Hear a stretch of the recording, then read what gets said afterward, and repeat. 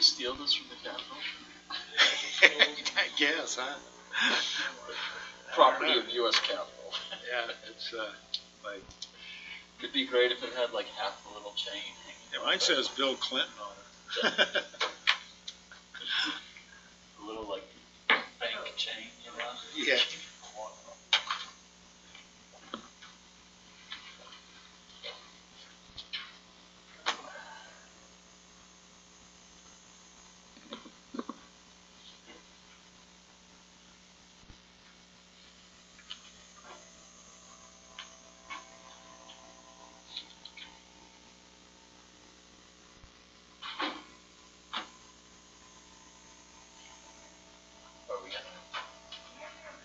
Is it Jalen calling in? No, I just said it.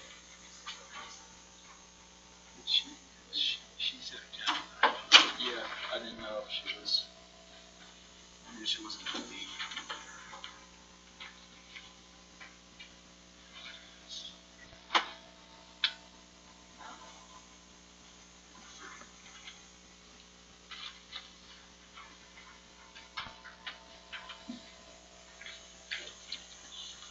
Okay.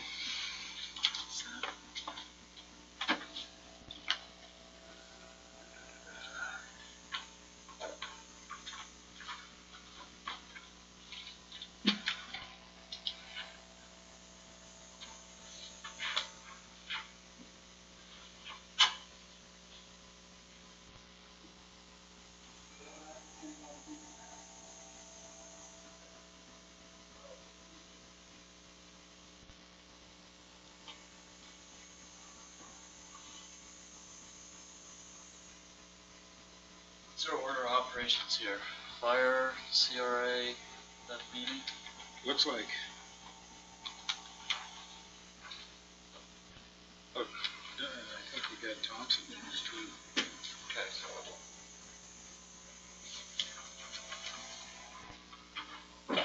Yeah.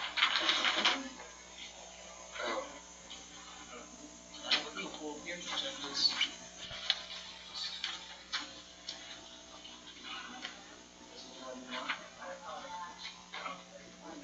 Now I'm gonna go walk down. Just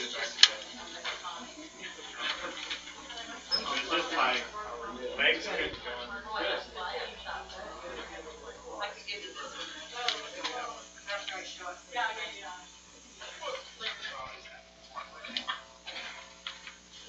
I'll let you show me.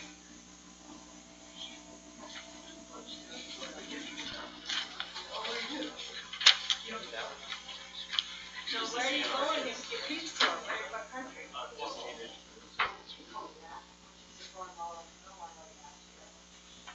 Cool. Where are you leaving?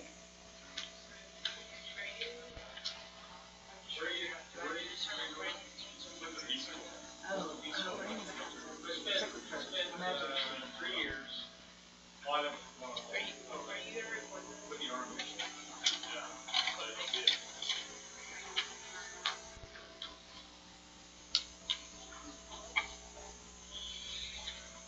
Okay, Thompson. CRA. All right. Ready?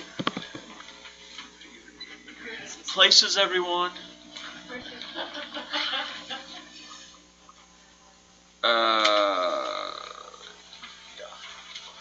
Ready, Eddies? Yeah. Yeah. Are we going? All right. The time is now 4:01. It is Tuesday, February 19th. I'd like to call to order this meeting of the Thompson Springs Special Service Fire District and those present: Greg Halliday, Curtis Wells, Mary McGann, Terry Morse, Rory Paxman, Evan Clapper, Ruth Dillon, Chris Baird, Mark Markham, some others. Any I need to note? Citizens to be heard. Any citizens regarding the Thompson Springs Special Fire District? None. Approval of minutes from January 15th. Make a motion, we approve the minutes from January 15th, 2019. Motion made by Mary McGann, Second. seconded by Curtis Wells. Any discussion on the minutes? Seeing none, I'll call for a vote. All those in favor? Aye. Aye. Motion passes unanimously. Next up, ratification of payment of bills. Rory. All right. Grant County bills to be approved for No. Thompson Springs sorry. Fire District. All Please right. continue. You okay? Pardon my interruption. For 2/19/2019, total bills $832.21. Total bills and payroll $832.21. Motion made by Rory Paxman, seconded by Terry Morse. Any discussion? I'll call for a roll call vote. Greg Halliday, Aye. Mary McGann, Yes. Curtis Wells, Aye. Terry Morse, Aye. Roy Paxman, Aye. Evan Clapper, aye. Motion passes unanimously. Your guys' nameplate are reversed, and they're throwing me off. I'm just gonna say. All right. Fire chief's report. I'm you? You're me? I almost called Mary Curtis just because of the nameplate. All right. Good afternoon. Good afternoon. Considering the weather, we've been kind of slow out there. Knock on wood. Any second, incidents we've had since the last meeting on G12, we had chest pain at Thompson Station. I got the first transferred back to Moab. And then 2 days later, about the same exact time at the Thompson Visitor Center, another chest pain. So it's been something in the air that week. Administrative, myself and the maintenance person are not being paid through the special service district through the county. That's been cleaned up, and I appreciate the clerk's office and human resources to take care of that. It gives me a little better feeling about being covered and not paying taxes out. That's good. One thing that's come up recently is there's kind of just been a grandfather or a good old boy agreement with the water district to use our building. It used to be law enforcement in their office. Now they have an office there, and they also use the meeting room, which is fine. But I think it's important to have a solid agreement with them instead of just kind of, they don't really know where the boundaries are, and they want to park their tractor in there, and that's not okay. But if they want to use the room, they only pay $1,500 a month. The budget, that's like a utility bill for, a year. Sorry, $1,500 a year. That would have been nice. Yeah, and my utility budget is this month is going to be that. So they're getting a pretty good ride out there. I will do that. Get an agreement and present it to you guys if that's okay. Go before the water board to get something in writing. That's just how it is now. Last month we have a small working group of the three fire chiefs, Castle Valley, myself, and Moab Valley, and EMS, and also the airport, the fire service out there. Meeting to try to discuss ideas for better coverage, both fire and EMS across the countywide. This is our first meeting, some good ideas came up, but hopefully we can have some kind of report to you in the next month or two about what we think we need to see there. It is a problem. Do you have a second meeting scheduled? It was supposed to be last week, but schedules didn't work out, so hopefully within the next week. Can you keep us posted on when that's happening? Yeah. Thanks. So we're just keeping kind of a small work, not to keep you guys very welcome, it's just kind of a small group to discuss issues that we're having. We need to open up more people on board, I think. Maybe, formal community. Yeah, we're discussing things, trying to help make things better out there. Let's see.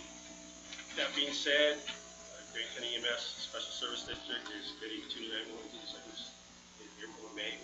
So we're thinking about staging an ambulance out. There's spare ambulance out in Thompson we have.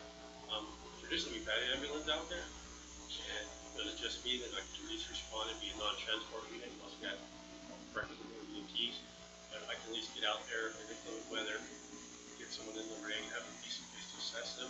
Whereas now it's on the car or the ground. Or a trooper's car, which is not ideal condition here. This is something that, I don't know if you need an agreement with them to do that. They got their own insurance and everything, so I think it'd be good to have it out. Yeah, I think that'd be between the district and the and you, so. And we're still discussing things, but it could at some point be staffed for 8 to 12 hour shifts. At some point, so that's a good thing. Engine 41 needs to get back to tracking for some maintenance and repairs, wear things out. Can't take care of, shouldn't be expensive.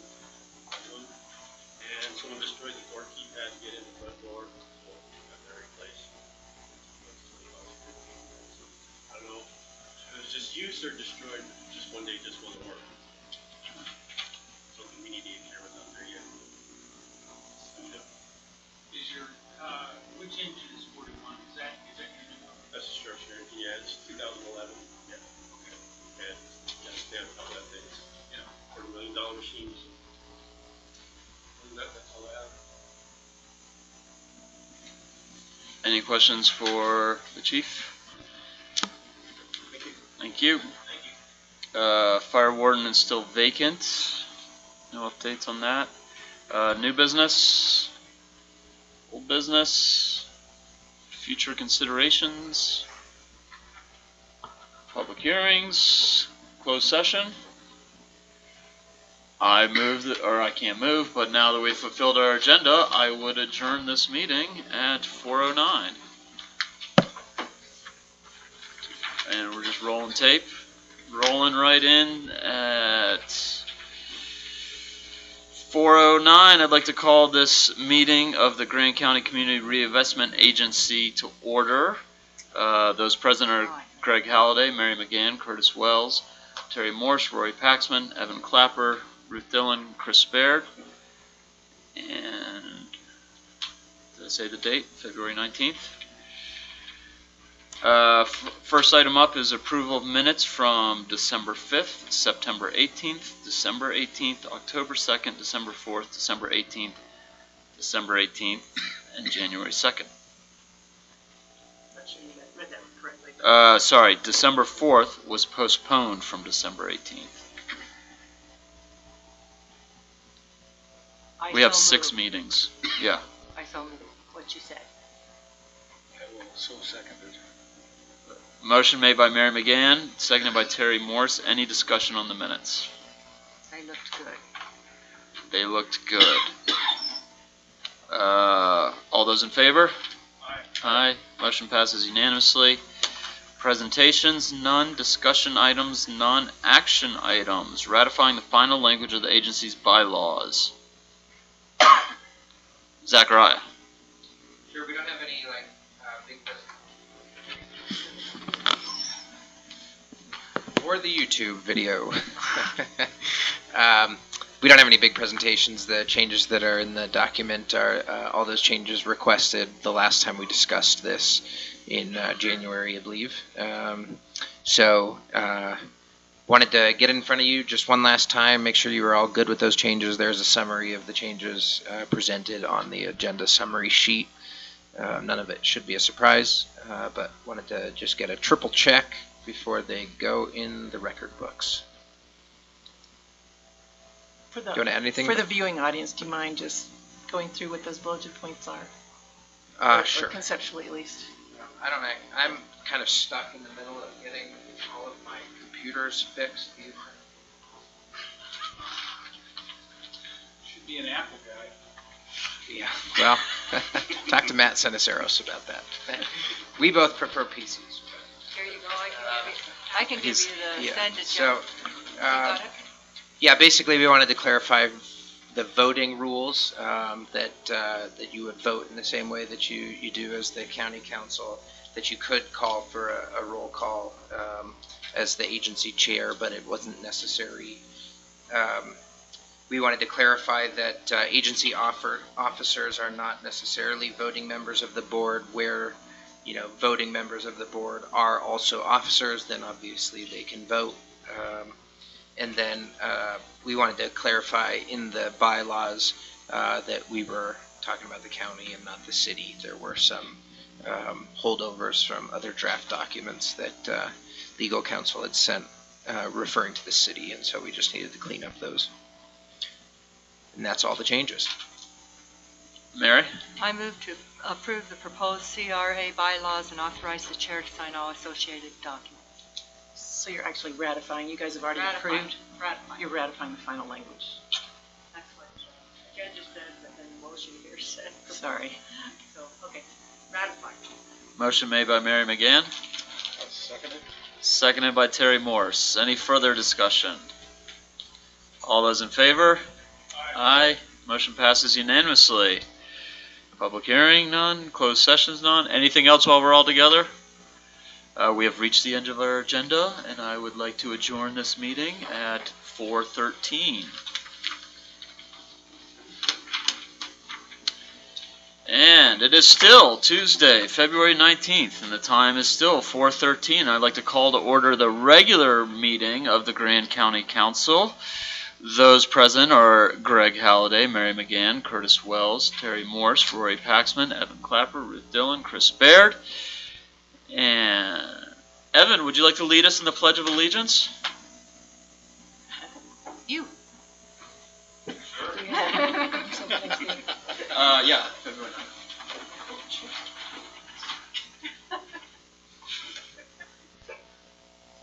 I'll start, you guys are gonna take it on, I've done this a long time, so. Yeah. Pledge allegiance To the flag of the United States of America, and to the republic for which it stands, one nation, under God, indivisible, with liberty and justice for all. Thanks for that.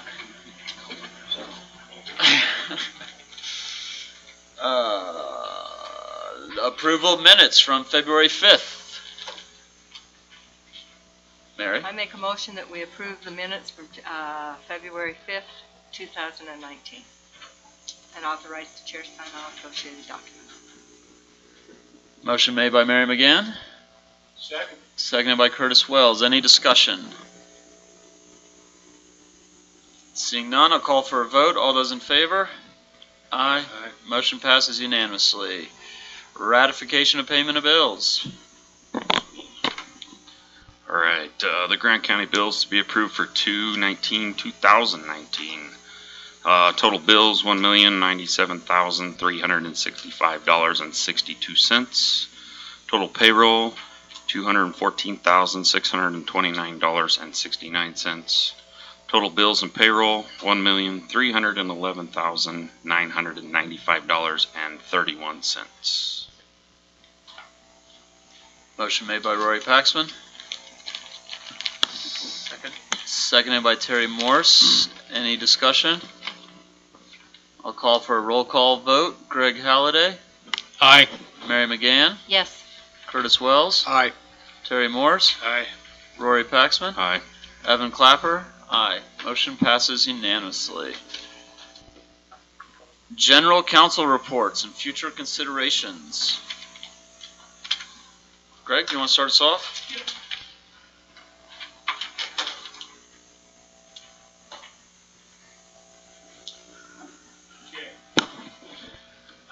The 7th of this month, I attended the BLM coordinating meeting. We discussed, basically it was a discussion regarding gravel pits and access to them. The BLM that controls the gravel pit at Ida Gulch out on 128 is, all of the mineral rights to that were transferred to the U.S. Department of Transportation, which means they don't own the sand and gravel anymore. The U.S. Department of Transportation does. The U.S. Department of Transportation has said that that material can only be used on federal highways. So that is cut off Grand County, it's cut off the city of Castle Valley from that use of that sand and gravel. We're currently trying to find an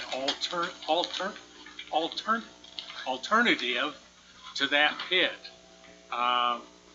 There's one out at Dewey, which the county will be able to use, but it's really outside the range of Castle Valley. So we're still looking for an alternate to fill the need for the road departments for the county as well as the city of Castle Valley. That's all I got on that one. We had Transportation Special Service District. Last Tuesday, there was not a quorum, so we were not able to conduct any official business. I talked to the Human Resource Director today about looking for a replacement for Ashley Wareham, who is the current secretary, because her father is Charlie Harrison and creates a conflict of interest. He's going to look for a possible replacement within the current workforce of Grand County. That's all I got on that one. Thompson Special Service District, I was unable to attend that because of weather problems. That was the hard rain last Thursday. It's hard to believe that it was raining that much last week, and then we got this much snow this week. So I was unable to attend that because of weather. Mark Markham will be attending training at the end of April, and the 1st of May he'll be out of the area. Also, I talked with Jason Johnson and Rudy Sandoval, both regarding fire warden, replacement fire warden. Thursday we'll be doing interviews for 2 candidates, and so hopefully we'll be able to come up with a recommendation from those interviews. And that's all I got. Great. Thanks for that. I'll be doing my council's report later. Copy that. Okay, first thing to report on is I attended the Appropriations Subcommittee meeting on behalf of the county last Tuesday to make the official request for the USU extension funding. As you know, we have a responsibility to provide office space for USU extension, and subsequent of Utah State potentially selling the real estate where extension and USU Moab is currently housed. USU extension will be out of office space once the new campus is built, and so we made the request with President of Extension Dr. White and Senator David Hinkins last Tuesday to the committee. They said there was over 100 projects, and they ranked us number 2 on the list, which was a pleasant surprise. So we did request 1.5 million, and I think we ended up on the list at 1.2 million. And so the response from USU's government relations person was that that's fine.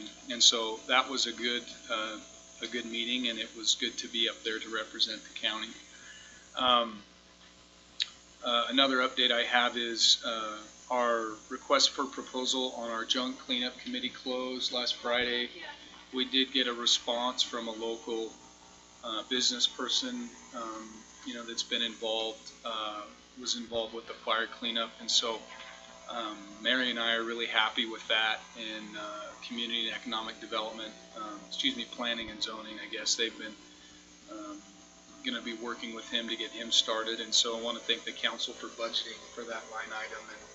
And that's something that the community's been interested in for a while. So having a more formal contracted junk cleanup process is good. And what I like particularly about this is that this gentleman has a lot of relationships with a lot of people that have collected a lot of treasures. And so it doesn't feel so, big brother knocking on your door. He's local and helping the county out. So I think it was a good model, and I want to thank Mary for her work on it, and it's been good to work with her. I had a brief conversation with our local forester just about reinitiating the discussions regarding the Forest Service Management Plan revision process. They were already very far behind schedule, and with the government shutdown even further behind schedule. And so we have a teleconference on Thursday that council's welcome to attend or to call into. And that's with the local forester or the U.S. Force? The U.S. Forest Service. It's like a video conference. Oh, okay. And they're going to just kind of reset the schedule, is my understanding, because they're behind. And when was is that, I'm sorry? That is this Thursday, At what and time? let's see, 1 o'clock, cooperating agency coordinating meeting. I can send out the email again. I don't know if that constitutes a quorum if we have more than 3 council members conference in, so, Yeah, it does. okay, so I'm sure Greg is planning on doing that. I'm tied up with these fire warden. Okay. Evan's worked on that a little bit, so I guess just, we need to make sure we don't have a quorum on that, but, our, local forester, more or less, communicated that there's still plenty of time for the county to really submit some firm comment. And there's a lot of work to do on it. There's a lot of wilderness that's been proposed that, I think they're anticipating kind of whittling back into a management area that has wilderness-like qualities, but accounts for different things. And so, the county hasn't submitted any formal comment on this process since it begun in 2014. And so, my hope is for us to try not to get down in a rabbit hole on it, but really submit something substantive for them so they feel really good about, our position on it. It's the first time they've revised the management plan since the year I was born. So that's a long time, and it's important stuff. So I'll look forward to that on Thursday, and then, keep the council in the loop on how that process moves forward. And we had talked about doing some getting up on the mountain before we submit our comment and doing some tours with the forester and stuff. So with the snowpack, that's going to be pretty difficult, but I think it'd still be a good exercise for us to go look at some of that beetle kill and just some of these areas, that are being proposed as wilderness and whatever, and give everybody an opportunity to go spend some time with the Forest Service up on the mountain. That's all I have to report. Spurs. And who's going to attend that meeting on Thursday? Yeah. So Greg and I kind of have been doing the public land stuff. He's not available. I'll definitely be on the call. Evan, participated in the open house. I went to a meeting in Pride. Yeah, so we just, We've all been kind of trying to work on it. I'll have to check my schedule. I don't know. So, Terry, if you're eager. Well, no, I I think I put it on my schedule to attend if it was necessary for me to do that. So I just wanted to know. it'll be covered, but, Okay. if you wanted to call in, you'd be welcome to. Yes. And that might be when we get a schedule of when formal comments should be in by. Well, yeah, I know it's still early. they had a date of March. There's been these different public comment periods, but from the beginning they've said, you guys just take your time and get them to us. We'll consider them and receive them, as a cooperating agency. And they haven't said at any time, but I believe I got an email.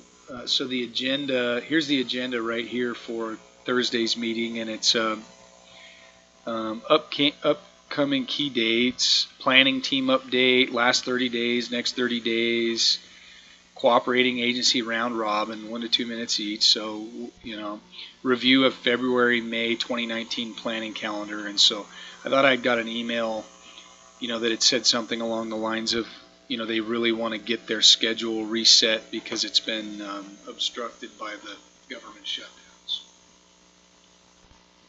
There's a lot of content on it, and they kind of have a Dropbox type file sharing system set up that we get exclusive access to most of the draft components because we're a cooperating agency, but there's a lot of content. But I think more people that can review it, the better, because I think when we submit comment to them, we'll probably, have to deliberate over quite a bit of it. And I think it's in the best interest of the county that all the different perspectives consume the information before the content is rolled out. Or the comments, excuse me. Okay. You'll want to put your mic. Like so. Otherwise, I can't hear you. Got it. I attended a couple of meetings, the Council on the Aging. It was a great meeting, as usual. Not much going on there. They had a report on who did what, and there are a lot of folks out that are doing a lot of different activities there. The director's report said, she said that they have some new chairs on order, and the truck that they ordered is not in yet. Re-elected the slate of officers that have been serving on the board for next year again, and next meeting is in Green River, so I will attend that. I also attended the Planning Commission meeting, which was a very benign meeting, and it centered around discussion of this little pause in the action that we have going with the moratorium, and the discussion was around trying to decide how to proceed with the task that the council has given them. And as council knows, they've come back with some questions and so on and so forth. So that's a work in progress. And I was unable to attend the Grand Water and Sewer meeting. So that's all I have to report. Thanks for that. All right, well, mine was pretty simple because I only had one meeting this, on the 12th was the Travel Council Advisory Board, and Elaine was out of town for a trade show, and our chair wasn't there either. He was out of town, so it was Howard was out, and so the only thing that I have to report is that we talked about was March 22nd at 9 a.m. to 5 p.m. will be our retreat, and I think it's in this building. I'm not sure. It's the only thing I have to report. Thanks for that. Oh, and I'm sorry. And by the way, I will be bringing up what we discussed at our retreat today about, you know, trying to be more coherent with each other, and so I'll bring that up. I'll try to work on that. I did circle around with EMS folks from the new Special Service District. I was hoping that during our retreat today we'd get to some capital projects, and as we all know, the EMS building ended up being a lot more expensive than we were all originally anticipating or hoping for, and their staff up there has continued to kind of work on some options, and so I hope to bring those to you guys at a time that we have at a time when we can kick around some of those ideas and at least give them a kind of head nod and what we might be willing to support or what we definitely are not going for. I don't want to get into all that right now because it is a big it's a big topic. I attended the cemetery district, and those guys are moving along. You know, most of their clientele don't complain much, so it's pretty easy. They're reprinting the cemetery policies booklet because of the new columbarium coming online, and lots of excitement around that. One of the things is that they'll no longer allow alcohol and consumables to be left on graves. So no more raiding the little bottles of vodka left up there. I met with the Trail Mix Committee. The Forest Service revision plan also came up there. So Trail Mix will probably weigh in on some trails management up there and kind of planning for the future. Some exciting things happening with the equestrian group. They've always kind of been like they're allowed to travel wherever, so there hasn't really been established trails or maps or, much more than just a designated trailhead. And a lot of visiting equestrians are kind of requesting that, and so there's been a lot of effort put in towards recommended routes and kind of options for equestrian folks. And that's exciting. One of the things that did come up, though, that might be a little more geared towards this board is now that trail mix has kind of come under the county, there was some discussion about the use of the trail mix logo. Trail mix does a great job of social media outreach. They have, hundreds of thousands of followers, maybe not that many, dozens and dozens of 17,000 followers, and they're putting out mud reports, current trail conditions, and it's getting a lot of hits and a lot of followings. But there was this question of, when it comes to more controversial things, like if the county wanted to support e-bikes in the county, but not on non-motorized trails, and trail mix is, specified as non-motorized, like where's that line? But the Trail Mix Committee, to their credit, was pretty flexible in that and willing to just say, let's stay the course with keeping a lot of followers and follow the county's lead, and we'll cross the bridge of any contentious items when we get there.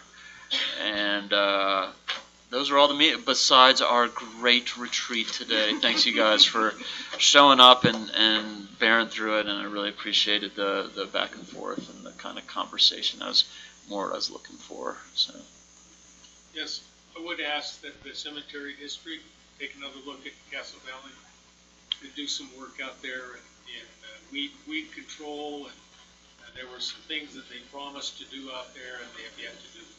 yeah, I will. I did ask about that, and the response that I got was that Castle Valley was that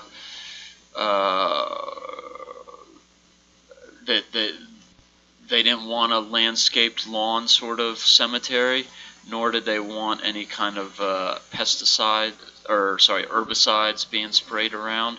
And so I will remind them that it's worth taking a visit out there and just getting a... Well, they could gather up the tumbleweeds and burn. I will keep that on their radar. Mr. Chairman, I wanted to mention one thing to Mary. I want to commend the Solid Waste District and the new management out there for the good job they've done in cleaning up the cardboard mountain. I mean, we heard reports. Tucanuka box. Yeah, we got Tucanuka box. We got presentations, for almost 2 years that were really excuses. It's Amazon's fault. It's this. It's this. It's this.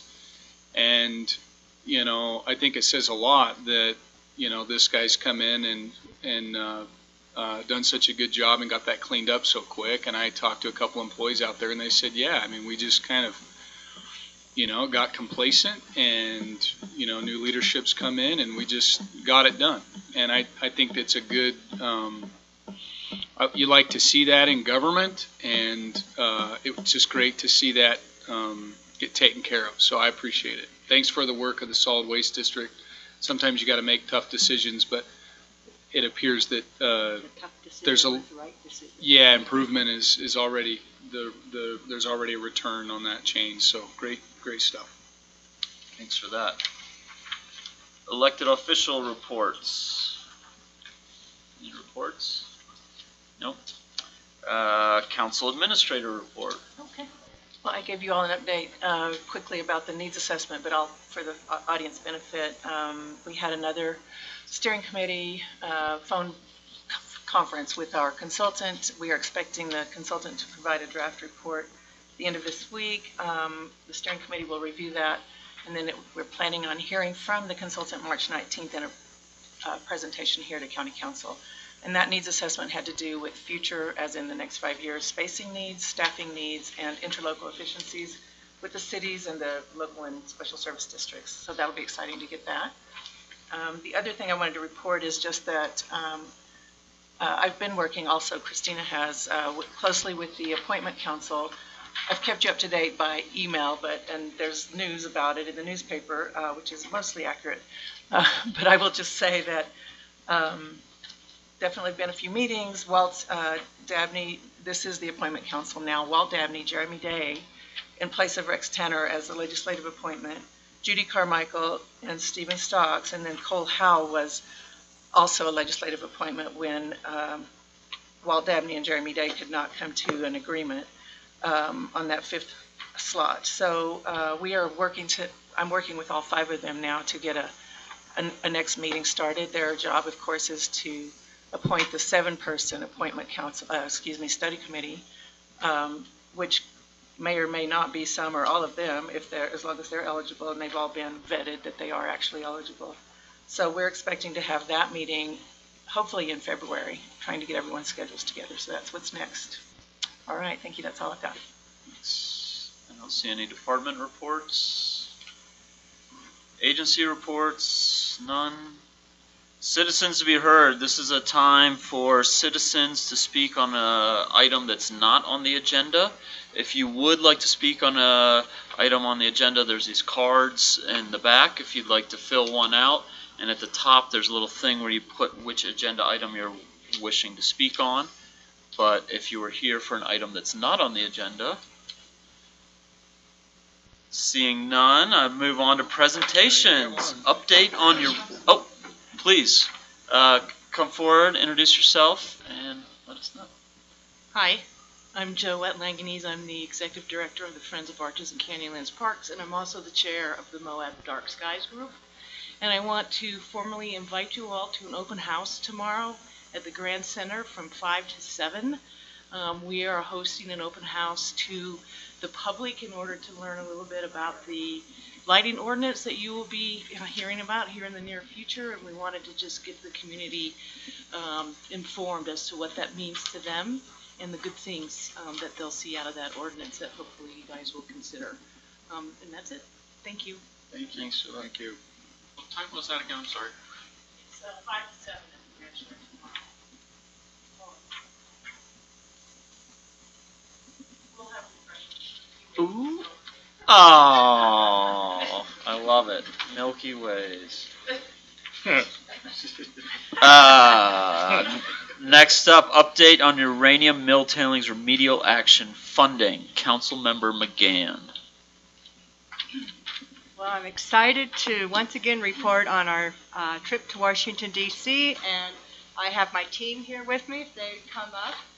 Ronnie Gerarstri from the City Council, and Joette goes with us because she is on the steering committee, plus she was on the council and instrumental in getting the Congress and the Senate to approve moving the pile. They were going to cap it prior. And so we're going to quickly go over through the presentation, if you want to. And I'll kind of do it similarly to how we did it when we met with the different people on the committee. So we would go in, and I'd introduce myself as Mary McGann, chair of the steering committee for the UMTRA project and a member of the Grand County Council.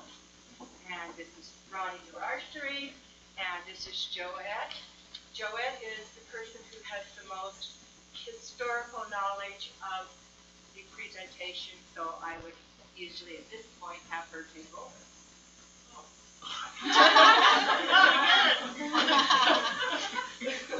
Well, Mary. So basically what we did was give them the history, because we were meeting with a lot of new representatives in Congress. A lot of the old folks that were familiar with it, but a lot of the new freshmen. We met with Senator Mitt Romney in person, which was great. We also met with Dianne Feinstein, who was involved in this from the beginning.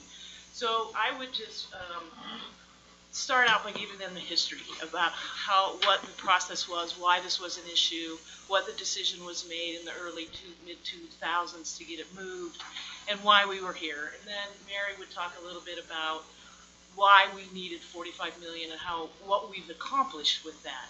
And I don't know if you guys are aware of this or not, but the additional $45 million, the additional $10 million will double the amount of tailings that are going to be moved. It'll save the taxpayers over $150 million, and we should have the project completed by 2027. I kind of ad-libbed this a little bit. This was used just to, as a talking point. We emphasized the safety issues and how it was important that the sooner this pile is gone, the reduction in safety risks is gone as well. And this graph you can show how much faster, because because of their additional funding that is going to be done, and how it's going to save so much money. And we had a handout. We didn't have a PowerPoint. We gave them this handout, which is the same as this PowerPoint, so that they have this in their hands to keep with them. And when I do the thank you notes this week, I'll send them a electronic copy of the handout. We wanted them to understand the importance of where this pile was located and the fact that we have so many visitors here. But depending on who we were talking to, we didn't really get into a lot of details because the downstream water users, they care about the river. They don't really care about Moab's tourism or economic development. So depending on who we were talking to is what we would focus on. And then, you know, it was very interesting because one of the things we talked about was the future use of the site, and Ronnie talked a little bit about that. Again, we didn't go into too much detail with, unless they were our Utah delegation, because we knew our delegation would be more interested in what the economic development opportunities were once this pile is gone. Interesting enough, I met with Grace Napolitano from Southern California and her staff, who was involved with this for a long time. She's also very involved with Union Pacific. And if you all had a chance to look at some of the future ideas that we have for the site, one of them is a transit hub to use the rail line to get people from Salt Lake here and vice back and forth, and to have that as another transportation option. And we mentioned this to her staff. The next day I got a call from Union Pacific wanting to talk about what the future plans are and what questions we had. So I guess just to emphasize, this was a very important process for Mary and her leadership to get this going. It needs to continue. I've been arguing that ever since we got the decision to move the pile. If you all recall, we did lose some funding, and then we had to work to get it back to where it is today. If we're not in front of those folks back in Washington, D.C., they're not going to know that this is a priority. So it has to be on the radar, and the county needs to go back to Washington every year to keep this on their radar until this pile is gone. Yes, and it was interesting when we would talk to the different delegations, they would all say, make sure you don't let us forget about this. Keep this on our radar. So we were informed of that. Then we had this is kind of the history of our, that we had, so that we could go through the history, and then talking about, we talked a lot about the importance of keeping the funding at $45 million, because if we don't, and it goes back down, and we end up doing what we did 3 years ago, and lay off people, and slow down the removal of tailings, it doesn't just slow down then. Once you get the funding back up, we got the funding in October, but it took us until February to get everything up and running again. So we lost a quarter of a year by losing that funding. Not only the funding, you know, before, and they heard that pretty loud and clear. So we said it's very, very important that this funding remain and that keeps up with inflation. And so we did that. These are the people we met with. We met with John Curtis, Mitt Romney, Ben McAvins, Rob Bishop, Senator Lee, Representative Juan Vargas, Representative from Arizona, Tom O'Neill, and Senator Feinstein, who we were lucky enough to meet. And then we met with these people, Representative Stephen Horsford from Nevada, Senator Carmela Harrison from California, Representative Raul Representative Paul Cook, Senator Martha Sally, Senator Jackie Roslin, Representative Susan Lee, and Grace Napolitano. And so we were busy. We ran from one meeting to another, and there's sidewalk and marble, so your feet get very tired. You're not. And then we were met with the head of this project in Washington, D.C., Ann White. Here's Ann White.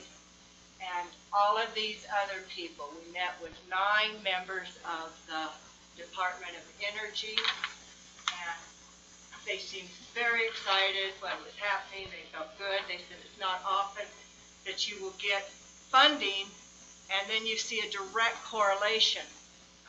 Like you can say, we gave them this extra $10 million and they doubled what they were doing before. So there's proof right there that the money they're spending on this project is, has results. The other thing we talked to them about was, let's have some incentives. Could we get permission for the Moab UNTRA project to do incentives so that we can, with people we contract with, we can say, okay, if you can get, that you'll get paid this much and you have to do this much, but if you get it done at a faster rate, we can incentivize you.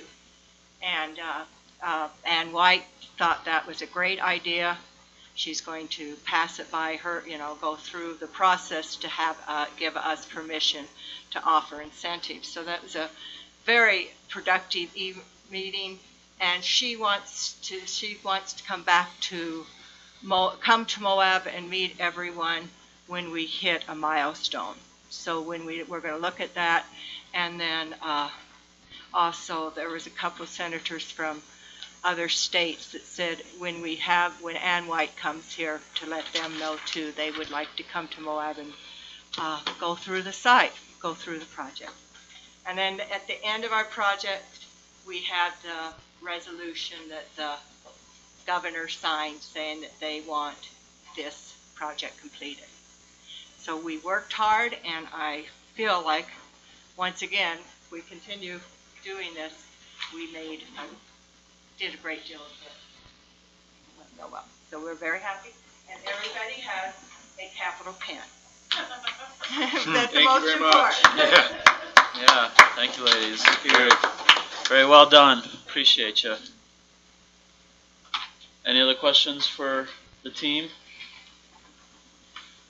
All right, moving right along. General business. Action item C, approving proposed property tax exemptions for 2018 and 2019 for residences that are owned by Moab Regional Hospital and used for housing doctors who work in the Moab area. Postponed from February 5th. Debbie Swayze. Hello. So this was brought to you guys on the 5th. I'll just kind of go over it because there are a few of you guys weren't here. What this is an exemption from Moab Regional Hospital on 2 houses that they use to house doctors when they come in. And we didn't have somebody from the hospital here, so she's here tonight to answer any of your questions. And then you will be approving the 2019 exemption as well as the 2018, and Chris Coppin will explain how that works.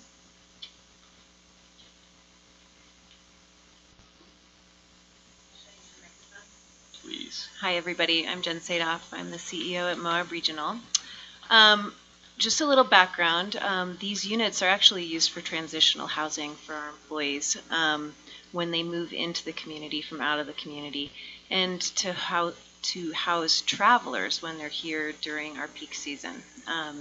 As you can imagine, I'm sure your volume goes up from spring through fall, so does ours, so we often have to bring in people to cover during that time. So it's very much an operational expense for us to house these people. It's not, we're not using it as an employee bonus or anything like that. Prior to purchasing these houses, we often had to put people up in hotels, but they're getting hard to afford for everybody. Afraid if I open this, everything will fall out. So it sounds like you did get a legal opinion on our nonprofit status and our eligibility for our property tax exemption. I was asked to sort of really focus on 3 key points in relationship to that. One was on the effect to the taxpayer if this housing was not provided. Because we are using this to support or to house transitional healthcare workers when they move into town, they're a key component of our business, and our business is healthcare, and it's a pretty foundational thing for our community. The second thing I was asked to focus on was the financial benefit to the occupants. There really isn't a financial benefit to the occupants. We try and price it somewhat at a market level, because we don't want to move someone to the community for subsidized housing and then 3 to 6 months later kick them out and tell them to go find a place to live. So we really try and to price it at a market price. Much of the time, well, I wouldn't say much of the time, but I would say there's a percentage of the time that the housing sits empty. You know, if we don't have somebody who's come in, or we're waiting for somebody to come in, we'll keep a spot open for them. So it doesn't pay for itself. It's not a major loss to the hospital. For us, it's just key for being able to provide services. And then finally, whether the occupants are providing any charitable care directly. All of the occupants are employees or independent contractors of the hospital. So we would be doing the billing. It's part of our operational expense. None of our visiting physicians actually stay there. They are visiting physicians who are going to bill for their own services, are responsible for their own lodging. So this is like, right now we're trying to bring in a lab tech who's a traveler and a radiology traveler to get ready for March. And so we've got 2 units open for these people to move into when they get to town. So they will pay us a small amount of rent. Actually, travelers, we're responsible for paying very high salaries and their lodging. So that, in that case, you know, it's just a savings for the hotel room for us. So, in terms of our, you know, charitable contributions to the community, in 2018, we did $5.1 million of uncompensated care for our community, and for the visitors here as well. But it's primarily care that we provide to people who live here. And, you know, just like any business, for profit or not for profit, if we don't have a margin, we don't have a mission. So we're always looking for a way to keep our operational expenses low, and asking for this request is one of them. So hope you'll consider it. Do you have any questions for me?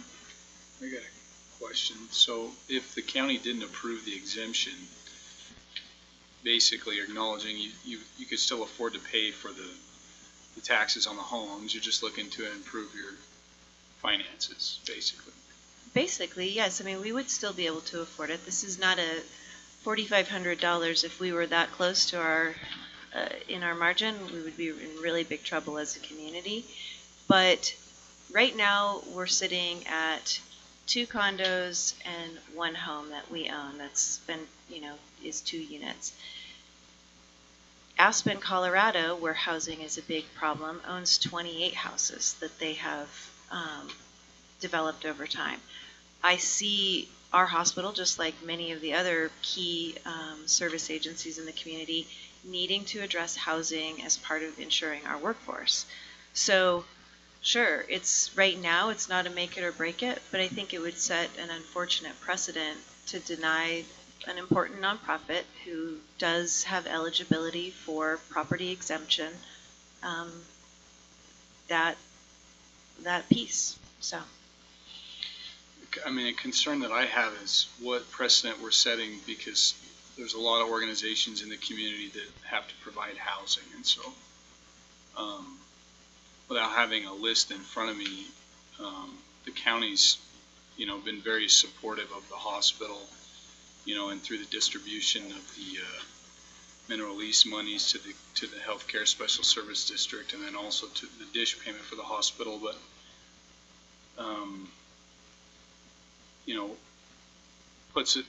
makes me a little bit uncomfortable. It puts me in a position where it's like now everyone that can associate themselves with providing a service to the community is entitled to a tax break on their property taxes. So, and I mean, it seems like so little history on this, and this is something that's kind of been going, because we've got an opinion here from our county attorney from a private firm dated April 20th, 2018. And now it looks like a memo from Par Brown. It doesn't look, from January 15th. And so I don't remember this coming in front of the council since I've been around prior to this. Is that, What's been the history of the process? It's been noticed what the Diana General finished by, Patrick Trim, and then he left, we were told to turn it over to the county attorney's office, and it sat in their office for a year. We've been checking on them and kept asking, and it just kept on its under review, so it took that long for them to do something about it. Okay. They brought this in 2008. Mary? Yes, just as I was lucky and I watched a program just a couple weeks ago that talked about other communities and healthcare. And it's very common in communities throughout the nation, not only to do stuff like this, but they're even doing more. There's one city that their physicians are burning out so fast that they're getting them those like blue aprons and paying their, so that the doctors don't have to worry about what they're going to fix for dinner that night, and helping with daycare, and so that daycare is close. I mean, this is not just a problem in Moab, it's a problem throughout the nation. It was on PBS how cities are needing to do things to support the medical services in their community. And I see this as supporting our medical services. There's a pretty known relationship between the economic health of a community and the economic health of the local hospital. We are a healthy hospital. It's our goal to stay that way. I kind of see it as the hand that's open to giving is the hand that's open to receiving. For every physician that we bring into this community, it creates 3 to 5 more high-paying jobs and probably additional property tax revenue. And a lot of the second homeowners who are moving here, one of the first things they do is they call the hospital and they ask to come for a tour. So I'm not sure what your second homeowner property tax revenue is like, but most of them have been pretty impressed when they come to our facility. In terms of, I hear your point of, being concerned about setting a precedent. I would think that at least that they would need to have the tax exempt status that allows them to apply for it, not just we're doing good by the community. But there are a lot of nonprofits in this town, so. Well, I understand the need to provide housing and, for these incoming physicians, but personally, I'm just uncomfortable with the property tax exemption. And they're actually, we don't provide this housing to the physicians. This is for lab techs, radiology techs.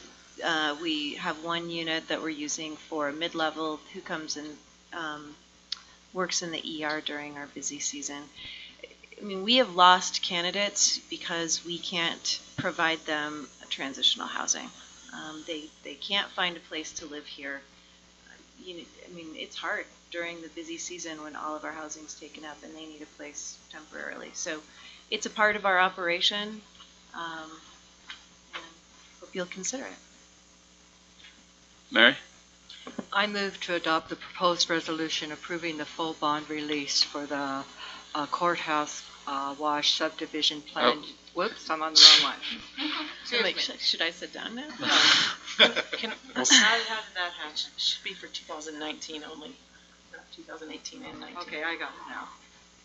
I move that the 2019 property tax exemptions for the parcels owned by Moab Regional Hospital be approved as presented and authorized by the chair to sign all associated documents. Motion made by Mary McGann. Seconded by Terry Morse. Any further discussion? I just think it's very important because we all know we did the high density overlay just the couple, meetings before, because we recognize that there is not housing out there for people. And I see this as supporting our hospital, and it would cost them more if they had to put these people up in motels Yeah. And so by doing this, they're saving money, which in the long run is saving us money as well, because then there's that much less they have to come for mineral lease and such. I'm okay with it. Yeah, I think for any community to remain healthy, it has to have healthy health care. Is that enough health? and you know, it's, from my way of thinking, it's a small contribution that we can make to show that we really back the importance of having health care and healthy citizens in the county. So, you know, I'm quite for this.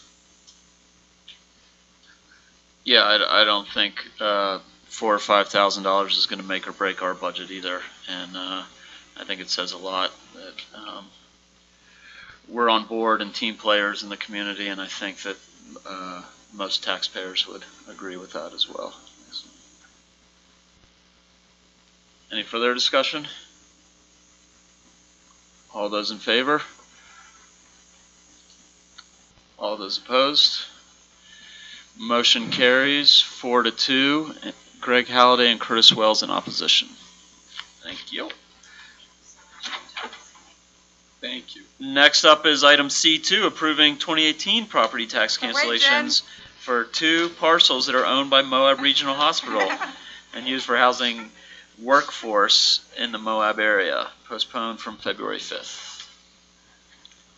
Okay, so since you've just approved the exemption for this property, I'm suggesting that you ought to approve a cancellation of the taxes accrued in 2018 because the application that you just approved was received timely in 2018, but the exemption can't be applied retroactively. So we have to use a different mechanism for the year that they applied in, which is to cancel the delinquent taxes that now exist. And so the only reason that it's taken this long to get it approved was just because of the delay in getting the legal opinion forward. So my recommendation would be to approve the cancellation of tax in 2018.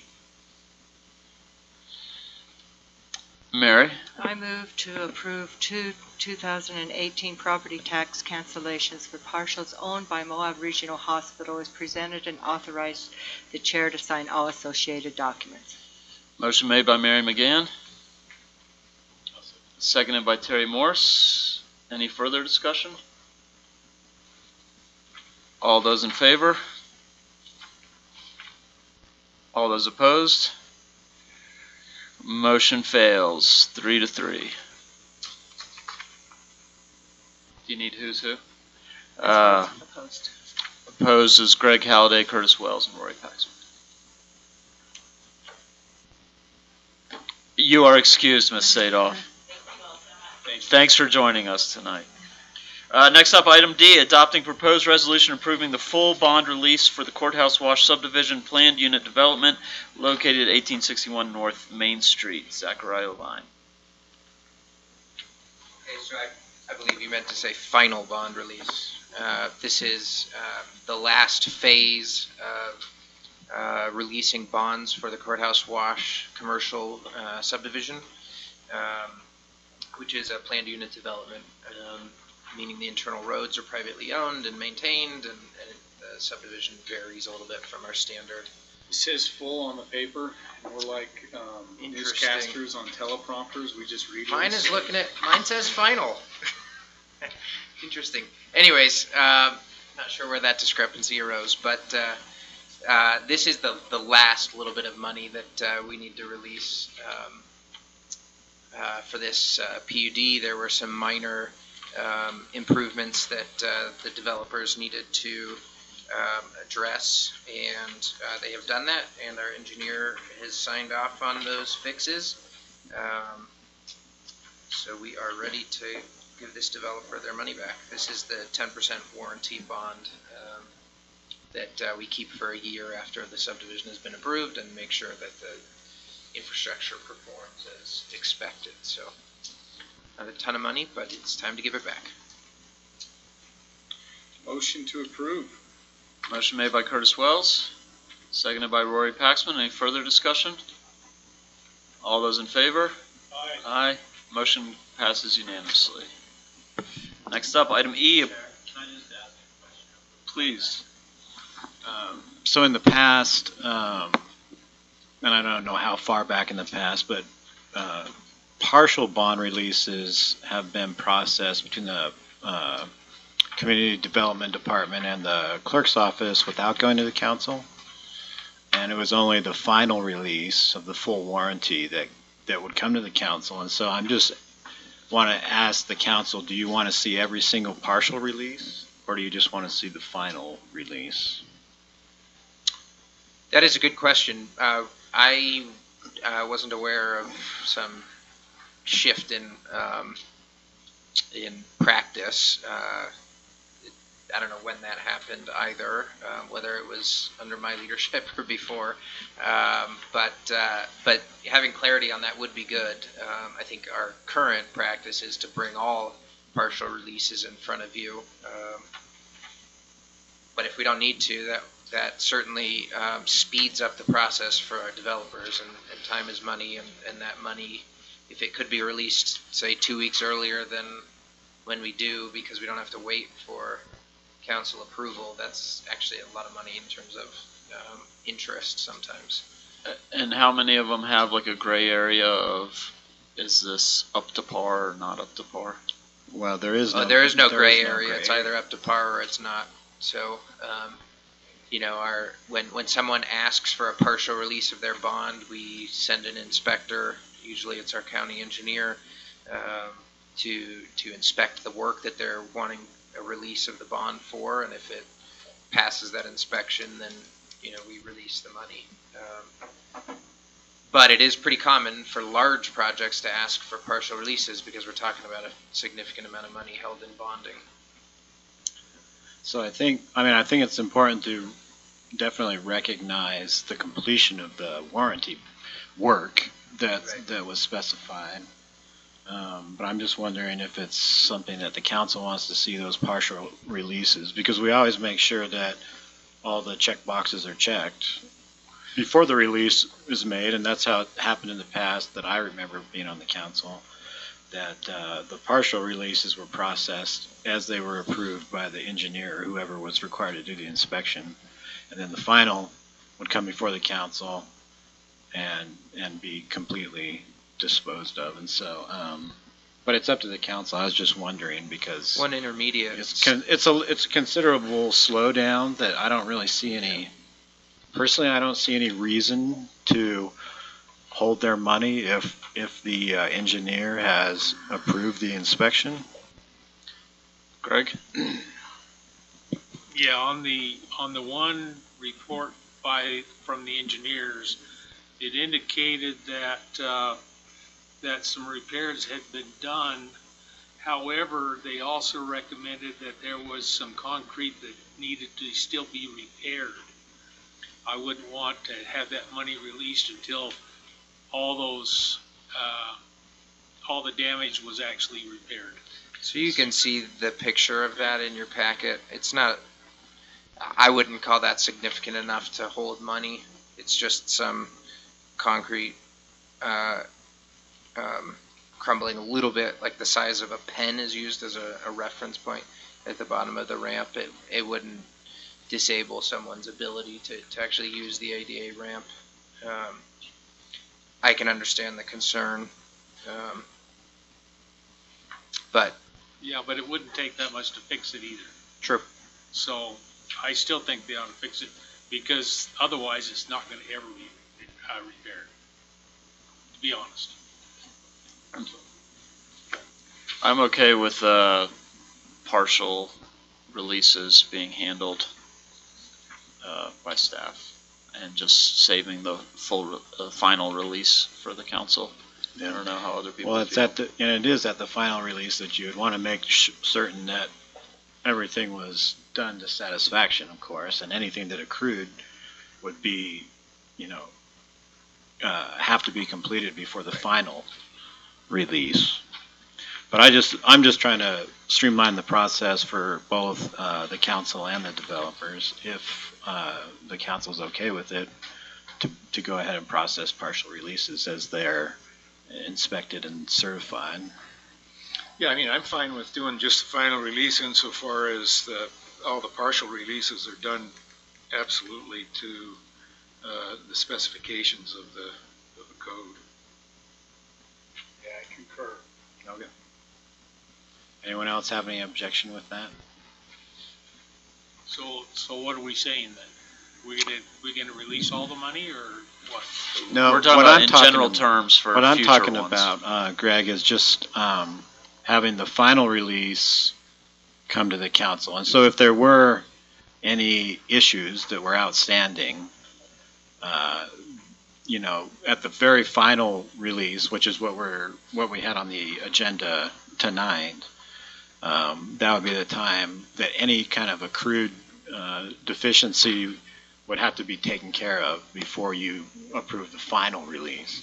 What I'm talking about approving or not having come to the council is just the partial releases. And so the council still has to approve the final release. What I'm talking about is as they progress through their project, sometimes those bonds can be hundreds of thousands of dollars. And so if they've got the warranty work done, it makes sense to me to release that money to them sooner rather than later so that they can make use of it in their project. Like I say, if there are any accrued deficiencies, they would have to be resolved prior to the final release. Okay, so this isn't the final? This one was, This one will yes. be, yeah. Well then, yeah, I think that they ought to fix that one little divot before they. Well, you already voted on this one. You should have said that before you voted. Okay. Tell them to fix that divot, Zachariah. So, I don't think we need a motion or anything like that, you know, as far as the partial releases going forward. That's just, you know, we can start implementing that. Great. Going forward. So, thanks. Thank you. Next up, item E, approving updated capital improvement projects list for government entities with Grand County as a prerequisite to applying for funding by the Permanent Community Impact Fund Board, CIB. Ruth Dillon. Okay, well, you just said it. To be able to apply for CIB funding, an entity must be on this list. What you all would be doing today would be not prioritizing it unless you just wanted to, but actually approving it as to the kinds of projects that are on here, and that's for all governmental entities that are located within our county. The next process after that would be, so this is updated from last year's February approval. There was a workshop held, I believe, in August or early September, where the entities got together and gave their updates. And since then, we've reached out by email and gotten some more updates. So it's pretty fresh. The next step would be, assuming this is approved, is that staff in my office will get it sent off to the ALG because their deadline is March 1st. If you need more time with it, we do have, no, this is the only other meeting. We'd have to have a special meeting if you wanted more time with it. In March, though, there will be that entity meeting where they get together and rank order the projects. And then that could come back to you all if you wanted to for you to approve the rank orders that the entities select. And they do that with silent vote, one representative from each entity. Every entity is invited. It went pretty well last year, actually. We only had 3 entities not represented. Castle Valley Town, Castle Valley Fire, and Grand Water Spanish Valley Sewer Improvement District were not represented because they didn't attend. They get the notice from ALG directly. It's ALG's process. So that could come to you sometime in April, probably. Those are the next steps on this. Go ahead. I'm hearing some things about the Moab Valley Fire Protection District tactical tender. I'm hearing some things that they've gone another direction. Can we confirm that they still want that? Sure. Okay. Sure. I know it's a ways out, but I wondered if we wanted some kind of placeholder for new county buildings. How appropriate that would be to, I saw some of these projects didn't really have price tags associated with them, or maybe I was looking at a different list, but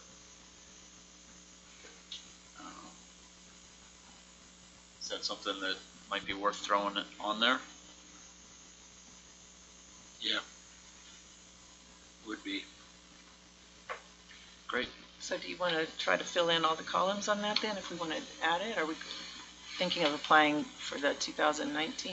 It doesn't seem like it would be a 2019, but I know that sometimes when these kind of like eddy out there for a while, then it's kind of like on people's radars. It's kind of my reading between the lines of. So you're thinking of like just having, I just put a TBD application submission date on it. Yeah.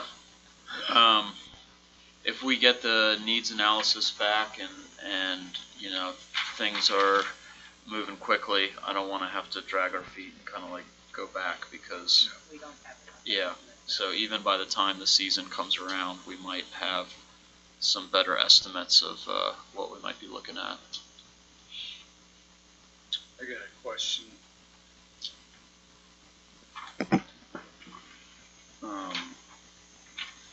The Spanish Valley, hold on a second, I gotta find it now. Spanish Valley Water and Sewer has a sewer main line upgrade for USU development property. Does anybody have any information on that? Is that for like the Sitla property or private property or what's that? A $1 million local contribution. They're asking for $4 million in a loan. Did you catch any of that discussion, Terry, at any of those meetings? I have not had any. Is that new? Is that a new request? No. It's not a new concept. They know that they would have to provide service, and so okay. I think that it's a necessary element to the infrastructure. So this is currently unranked. You want us to go in and rank these? No, we don't rank them until after The process. So we're just approving the list. Yeah. we're Okay. just approving this. But Evan's talking about putting on this list. Yeah, I I follow think that's that. a good idea. I do too. Is to put on Grand County office building. Do we have any idea how much? Well, we don't know how much we could go into CIP. It's all going to kind of hinge on that the needs analysis of how much space we're after. And, I know that building for EMS was in Wales. yeah. Well, this the EMS has kind of tweaked their plan, and they do have a thing on here that they're aiming to go for in the next round, I believe. So did they? Yeah, that was another question I had. So they often just to renovate the current space they're in. Is that what that proposal's for that request? Yes, and before they fully submit that, we might have to do a little horse trading or something to figure out, because that's county owned now, and so figuring out what's a good agreement for everyone involved. Okay. But I definitely think it's appropriate to have on this list at this point. Yeah. Ruth, there's one more here. This Casa Valley Fire District Fire Protection Water Well. Can we check and see if that's still valid? So what we do to check on updating this is we send out emails and say, please update this so that we have proper information, so council is approving a proper list. We've done that, and we've done reminders.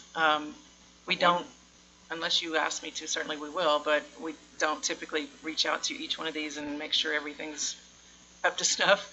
Yeah, because they just bought some property to obtain a well. So it's possible to have something on here that's not really current. That is a possibility. It doesn't actually hurt anything except it messes up the rank ordering Yeah. scheme. Okay. But if it's not on here, that's where we run the danger. Right. Because then we cannot apply. Well, let's check on that and take it off if it's not. Yeah. Well, but for today, No, for I'm today, just, we can leave it on. oh, yeah, I mean, but I'm just Yeah. saying that, Yeah. Before it comes to ranking. exactly. Mr. Chair, I would move to approve the updated capital improvements projects list with the addition of the county admin building to be determined for government entities within Grand County as a prereq to applying for funding by the Permanent Community Impact Fund Board and authorize the chair to sign all associated documents. Second? Motion made by Curtis Wells, seconded by Mary McGann. Any further discussion? Yes. I didn't see on here the ramp upgrade for the airport. I don't know if Judd wanted that on there as well. I was under the impression he was going to apply for the taxiway and the ramp upgrade at the same time. So the ramp upgrade, I think, is another $2 million. Well, it's got the taxiway and commercial airline parking, Maybe that's which is 78,000. So that's an extra, 78. or 780,000, which is an extra. Is that the same thing, Rory? Do you know? I'm not sure. Because the total that Judd gave me was 10 million. Let's see if he's got a second one. Do you know how recently he weighed in on this list when it was put together? About a week ago. Where is it? No, on the sheet. But did he include the ramp or just the taxi lane? It's not Okay. it's not the new taxiway and commercial airline parking. That's not the ramp. Maybe we could just add other needs after commercial parking. How about unassociated infrastructure? Nice. So, Associated infrastructure, that works. Mr. Chair, I would amend the motion to include associated infrastructure on the County Municipal Building Authority for Kenny Lansfield Airport request. Sorry. Aye. Was that? I approve the amendment. Thank you. Great. That was Grand County, not Grand County Municipal Building Authority. I was looking at the wrong one. Was that up to par? Those edits on the substitute motion? Yeah. It's probably good enough. I mean, I don't know if it's the right amount of money for both projects, but it seems like in the past, just having it on the list is the most important thing, and the actual price tag changes all the time anyway for all of these. So, totally. Good catch, though. Any further discussion? All those in favor? Aye. Aye. Motion passes unanimously. Chair. Yes. I was asleep at the wheel on the last one, and I didn't realize what we were voting for, and I fell asleep. So I don't know how to go back, I would like to go back and try to recuse myself. And I don't know what the For the procedure courthouse would be. wash, item D.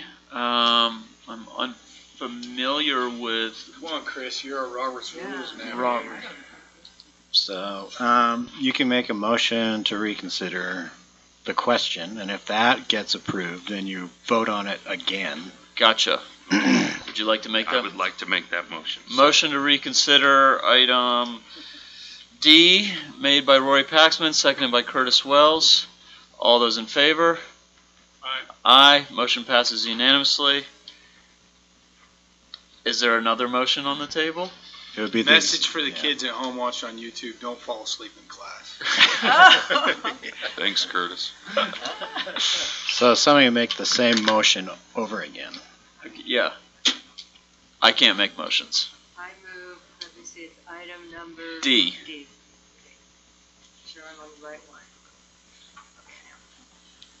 one. Move to adopt the proposed resolution approving the final bond release for the Courthouse Wash Subdivision Planned Unit Development PUD located at 1861 North Main Street, and authorize the chair to sign all associated documents. Motion made by Mary McGann. Second. Seconded by Terry Morse. Any discussion?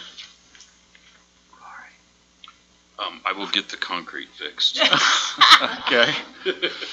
Would this be an appropriate time to? Yes, I would like to recuse myself, because I do have some invested interest in that, so. Thank you. Any further discussion? Motion made by Mary McGann, seconded by Terry Morris. All those in favor? Aye. Aye. Motion carries 5 to, all those opposed? All those abstaining. 1 abstention from Rory Paxman. Thank you. Whew. Nice. I just had to challenge you guys to see if you guys knew what to do. Well played. Touche. Moving on to item F, approving volunteer appointments to district and county boards and commissions. Council liaison to the board, or Ruth Dillon? Oh, that's me, cemetery. I don't want to breeze over this because this is very important, because our volunteers are what really makes this community work. We had 1 vacancy and we had 1 application. Norm Boyd, who is currently serving, he filled in for Amos Van Horn, who had to leave prematurely. So Norm finished out Amos's term and volunteered for another one. He's doing a great job out there. And with that, I would like to recommend Norm for a term to ending December 31st, 22. And your board recommended. And the board recommended it as well. Roy. I'd like to make a motion. I move to approve the appointment of Norm Boyd, the term expiring 12/31/2022, to serve on the Cemetery Maintenance District, and authorize the chair to sign all associated documents. Thank you for that. Second. Motion made by Roy Paxman, seconded by Curtis Wells. Any further discussion? Thank you, Norm. All those in favor? Aye. Aye. Motion passes unanimously. Next up, item G. Oh, consent agenda. We've got an amendment to it, Mr. Chair. All right. We no longer need item L because we ranked good on the list coming out of committee, so we will not be approving a letter for that committee. We could strike L from the consent agenda. Any other edits? So this would be declaring intellectual property moabcares.com as surplus property for disposition. H, approving applications for retail beer license for Papa Joe's Gas and Go, located at 20 East Highway 50 and 6, Crescent Junction. I, approving application for retail beer license for Mad Moose Events, Arches Half Marathon, located at Sorrel River Ranch. J, approving proposed 2019 letter of support for a grant for the Moab Music Festival. K, approving proposed letter of support to state legislators for endorsement of Utah State University Southeast Utah Career and Technical Education Program expansion. M, approving proposed letter of support for AmeriCorps Vista Volunteer Program. N, approving proposed ground lease with J. Chamberlongo for the construction of a hangar at Canyonlands Field Airport. And O, approving additional needs funds with budget in the amount of $778.99 for the purchase of 2019 ORV Ranger Crew XP 1000 EPS for search and rescue, previously approved on November 20th, 2018. Mr. Chair, it's Camberlango. Sorry, I apologize. It's fairly obvious. Mr. Chair, Yes. I move to adopt the consent agenda as revised and author the chair to sign all associated documents. Motion made by Terry Morse, seconded by Mary McGann. Any further discussion? All those in favor? Aye. Aye. Motion passes unanimously. Discussion items. Item P, discussion on calendar items and public notices. Bryony Hill. 5:30. 5:30. Go ahead. Right, for your February calendars, the only update for February 21st Housing Authority meeting is going to be at the county chambers, not at the city, at the residence. Which is? Housing Authority. So March 2nd through the 6th is NACO Legislative Conference, and that's in DC. March 11th through the 15th is BLM Travel Management Plan meeting. March 21st is Canadian Country Partnership, and that will be in Paris. Any updates for March? Mr. Chair, I have a question. So we didn't get to the afternoon session items for today's retreat, and at the end of the meeting, some people were suggesting March 20th, March 19th council meeting at 2 o'clock to come back and finish up those items. March 19th or the first meeting? Whatever you go like. March 5th or 19th? I am not going to be present at the March 5th meeting. Not that you can't get into it without me, but yeah. And do we feel 3 o'clock or 2 o'clock, or what makes more sense? 2 o'clock. 2 o'clock? Can we power through that? Is that the 19th, 2 o'clock before our regular meeting? Great. Let's make it happen. Thank you.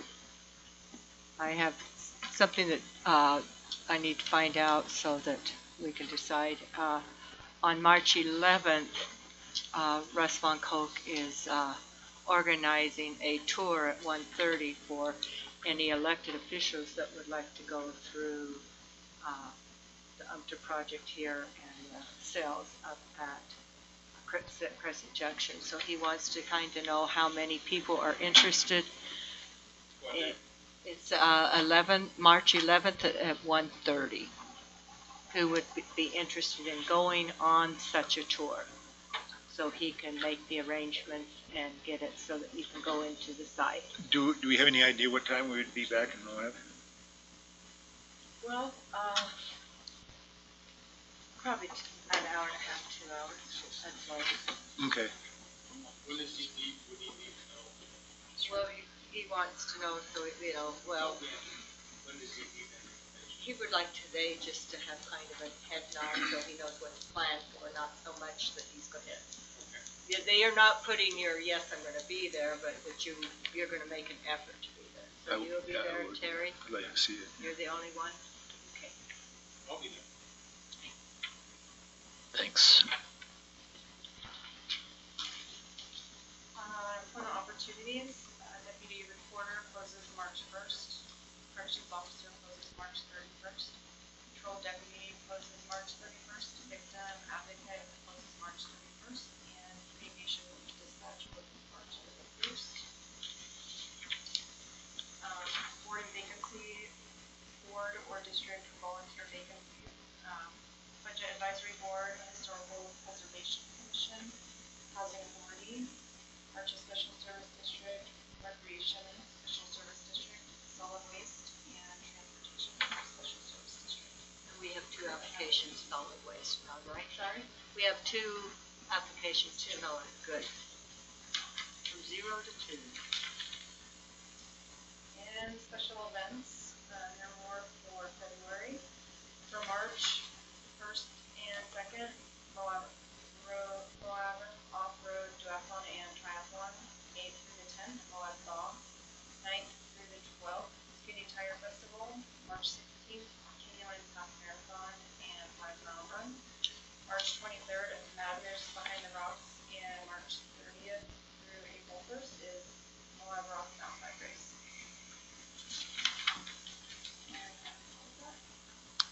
Thank you much. Next up, item Q, discussion on progress with land use code amendment discussions by Planning Commission to address concerns outlined in the moratorium that prohibits new land use applications on permits for overnight accommodations in unincorporated Grant County through approximately August 4th, 2019.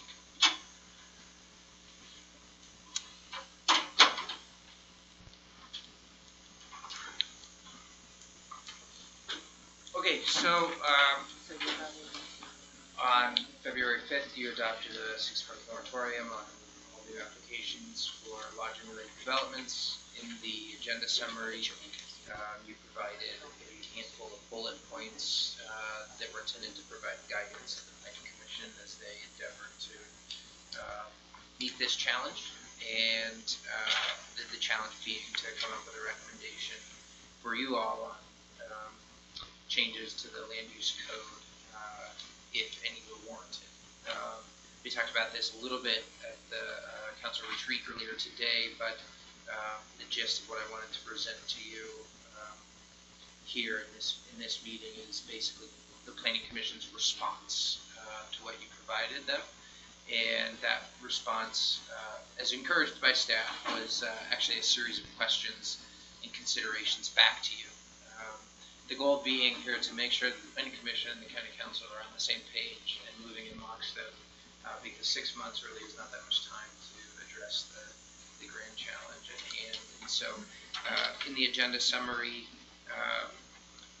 basically what we've set forward, the primary questions I provided, I think this is the overarching lens of what we need to try to do during this 6-month period. And that's to answer the following questions. How much lodging development does the county want and need? Want and need they don't have to be the same. Where should lodging development be allowed, and in what form should lodging development be allowed? So I think that last question, we're really getting at like the use-specific standards and maybe the form-based codes that could come out of this process. And even though the ultimate recommendation that gets put forward to you could be rather simple, hypothetically it could be as simple as, we think that the boundaries of where this use should be allowed by right should be minimized, or reduced or expanded for that matter, I guess. And that's the one recommendation we make. Or it could be as complicated as, we don't think that lodging-related uses should be allowed by right as principal uses anywhere, and we think that you should create an overlay, and these are the steps we think that you should follow in order to determine what the appropriate boundaries of that overlay are. And once that overlay is applied to a specific parcel or parcels, these are the significantly enhanced standards that that use should be held to or to meet. And that would be kind of similar to what we did with the high density housing overlay. That should feel rather familiar. But as you know, that process transpired over 2.5 years. And we were only talking about basically residential development. Initially we were talking about commercial development, but for the bulk of it, we were really just talking about residential development. So the additional questions, the related questions and issues, these are a combination of prompts provided to you by staff and Planning Commission members who submitted them to a shared document that we created. I will note that I should have checked the document before I came here today, but I had originally told the Planning Commission that they had until Friday of last week to submit questions and considerations in order to present them to you at the council retreat today, and then in between that, directive to the Planning Commission. And when packets were due for the county council, I was asked to put this together as an agenda item. And so what you have here is basically what we had in that shared document as of Thursday of last week. So there may be some stuff that we didn't get on here that the Planning Commission, as some members have put on there. What we've got here is basically these are the questions that the Planning Commission thinks are pertinent to this exercise, and what information they think they need in order to make a recommendation to this body. What you very quickly see is that this conversation expands beyond just lodging as a specific use in the county. It it's very much connected to all sorts of other questions about growth and development and planning in Grant County. And so, as was discussed in your council retreat, I think, it's important for you to respond to the Planning Commission on these questions, but to also give them some guidance on what you're expecting to be accomplished in the next 6 months, because we're not going to be able to answer all of these questions. Some of these questions you may feel are irrelevant based on your goals for passing the moratorium, and do you think that in the near future it would be warranted, a joint council planning commission meeting would be warranted? Because formal communication between both entities is good, and I can certainly act as a liaison, as can Councilman Morse, but just sitting down face to face is also really helpful. So I would just throw that out there, and with that, open it up to questions, and then for you all to discuss amongst yourselves what you want to send back to the planning commission.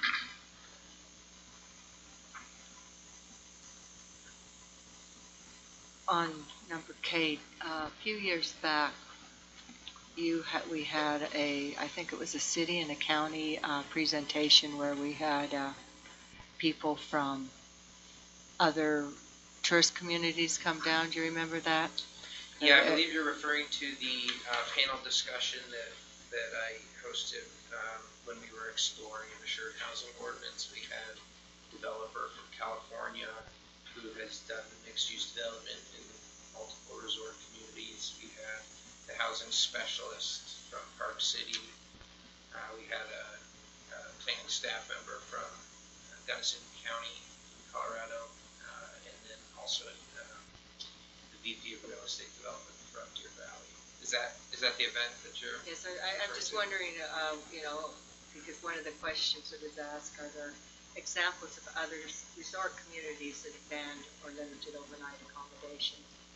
I don't know if we probably wouldn't have to have people come in, but rather than having to reinvent the wheel, it might be nice to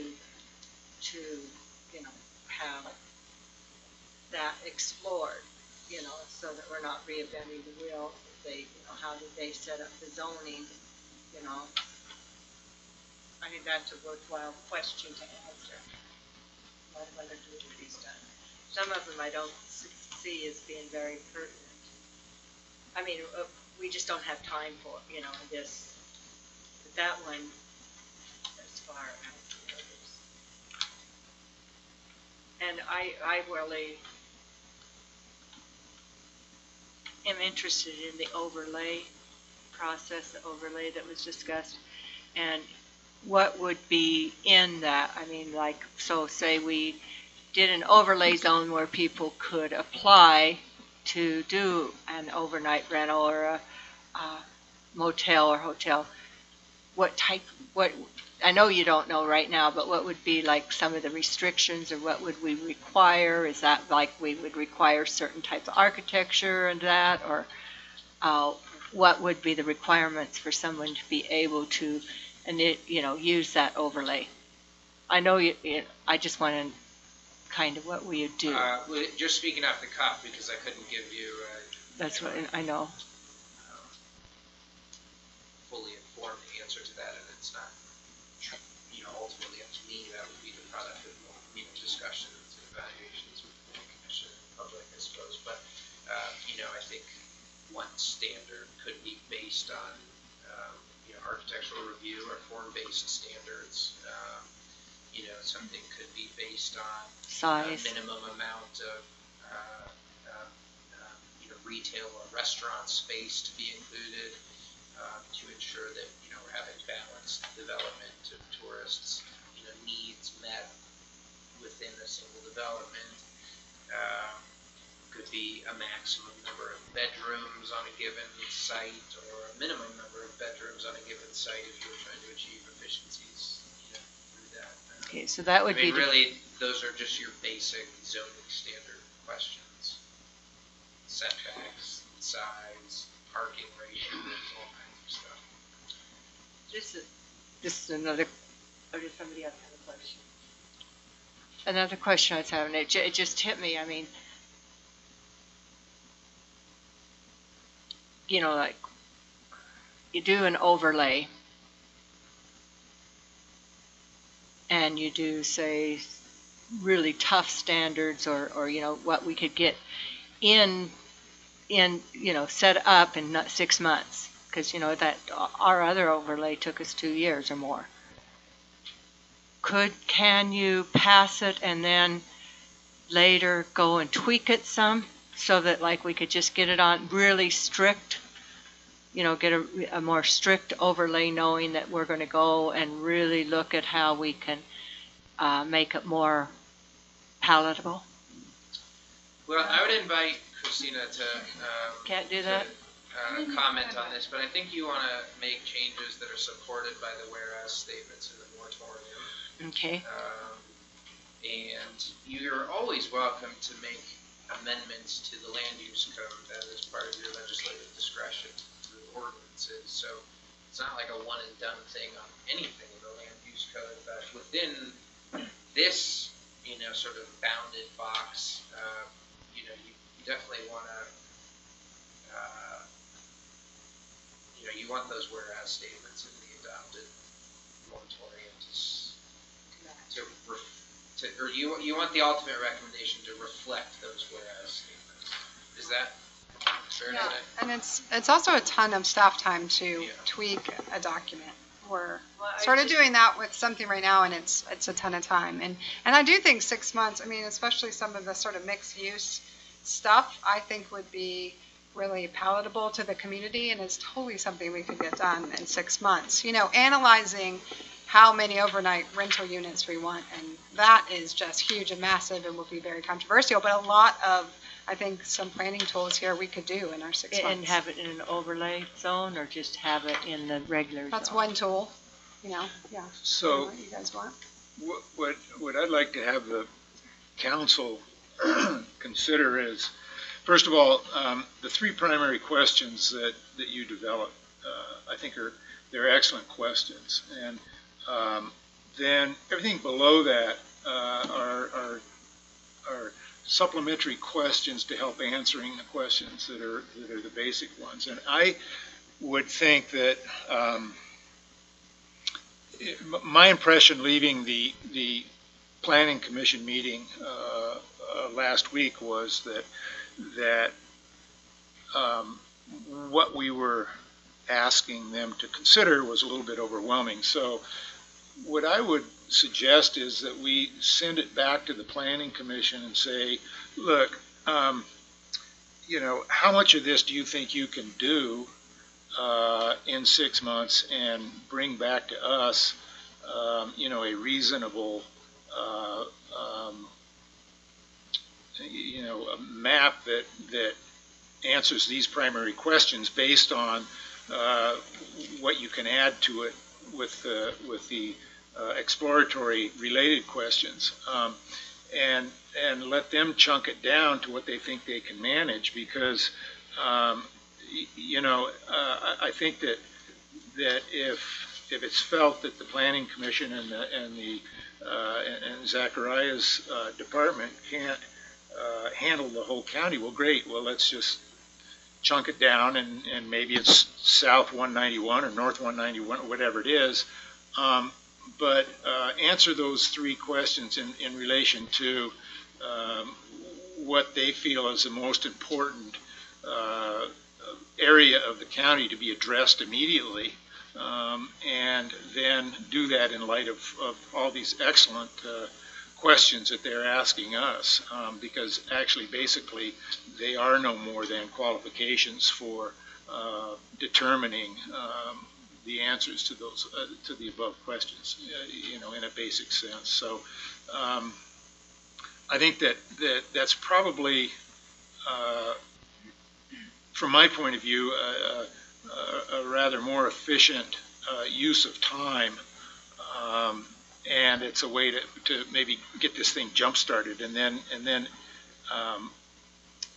you know, then they can come back to us and ask us, you know, specific questions about specific things that they want specific input on. And, you know, because if we, you know, as a group try and answer all these questions before we even get started, we're never going to get out of the box. So, I think that's reasonable. A few questions I'd like to highlight that are related to process are questions B, C, and E.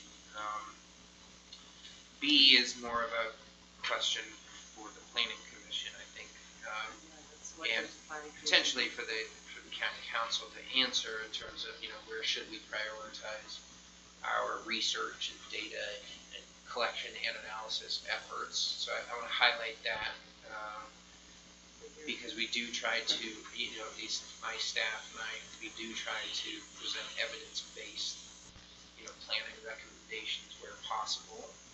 We spend a lot of time doing data collection and analysis to that effect. We've got some thoughts on our own, but if you haven't, that would be good. And then C, what role you want to play throughout this process. One reason why the HDH overlay took as long as it did is because, you know, we had to go back and forth between the Planning Commission and Council to make sure that, you know, we were all on the same page, and I think we could have actually collapsed that process a little bit, and so that's one of the reasons why I'm recommending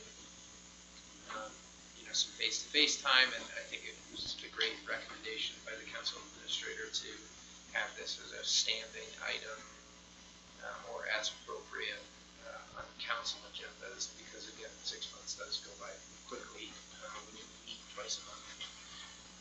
And then lastly, and this is a big one, I don't think that the county should delay on any of its own, you know, analyses or conversations about accommodations-based development in unincorporated Grand County, but clearly it's connected to, you know, these three primary questions within city limits, and so, you know, in light of the fact that they also passed a 6-month moratorium.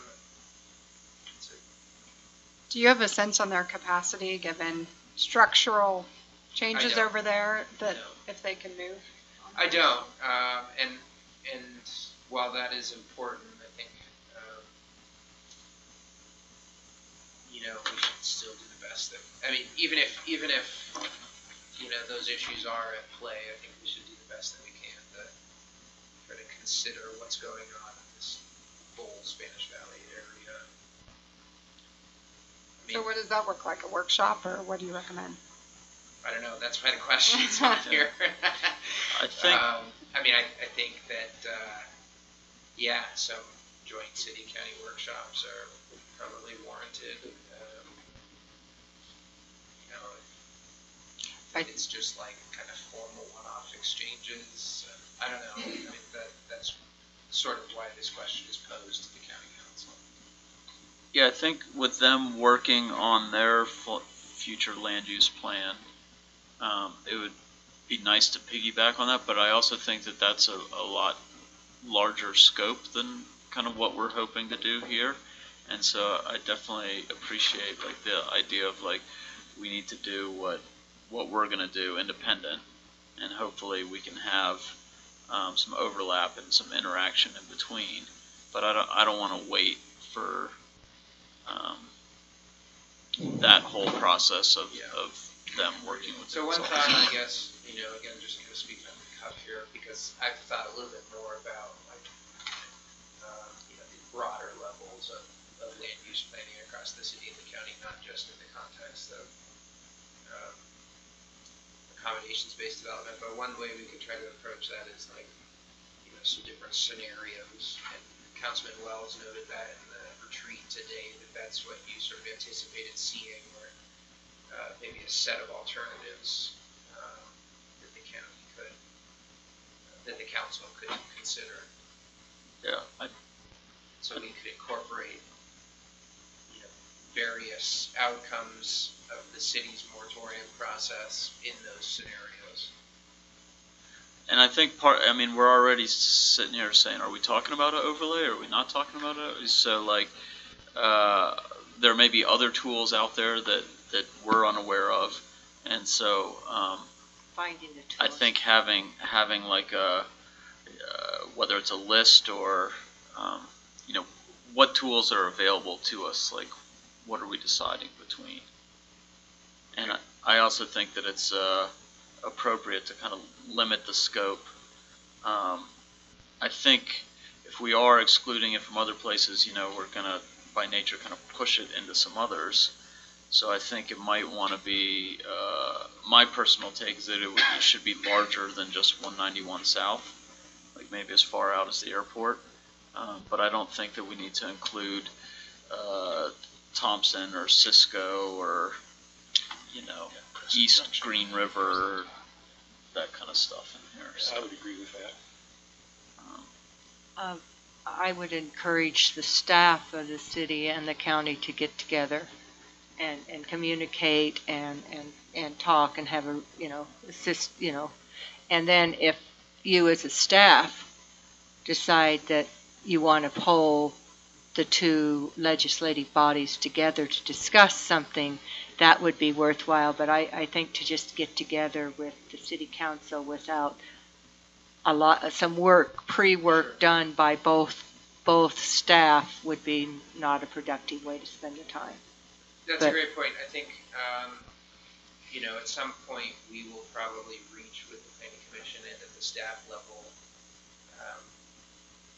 you know, a limit to what we can recommend without having more direction from one or both councils.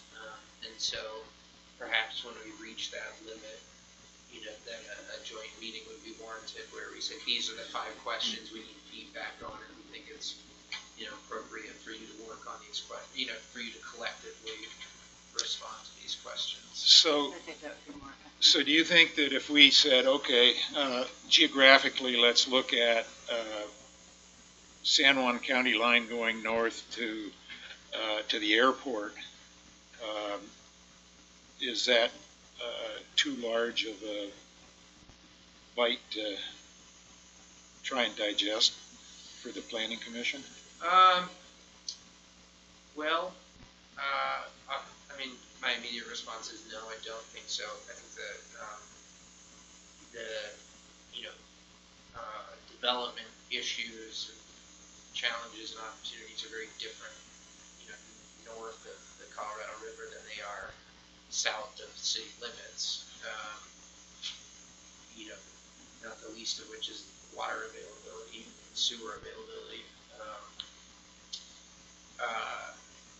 So I think, you know, the Planning Commission would probably want to separate out those two areas in terms of how they think about some of the use-specific standards, for instance. But I don't think that's too much. And I mean, if I were thinking about it from from the position of being on the Planning Commission, I'd say, okay, my first priority is San Juan County to the city, and my second one would be city north to the airport. Right. Separate them out, and then look at them in first in terms of the infrastructure availability and the water availability, and I would use the rumored USGS numbers as base numbers and figure out, you know, the water usage per person per day based on current usage in the hotels and based on current usage by the city and the county in total in acre feet. Do all the math on it and figure out how many folks you can support on that amount of water, and it's pretty easy math.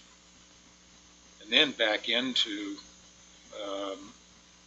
you know, possible scenarios of different kinds of residential and overnight related housing that you can put in those areas, and in site specific areas that make sense to trying to have the future development of the community both aesthetically pleasing as well as efficient in terms of employee housing or affordable housing and of residential housing and of the, you know, the hotel, motel kind of thing.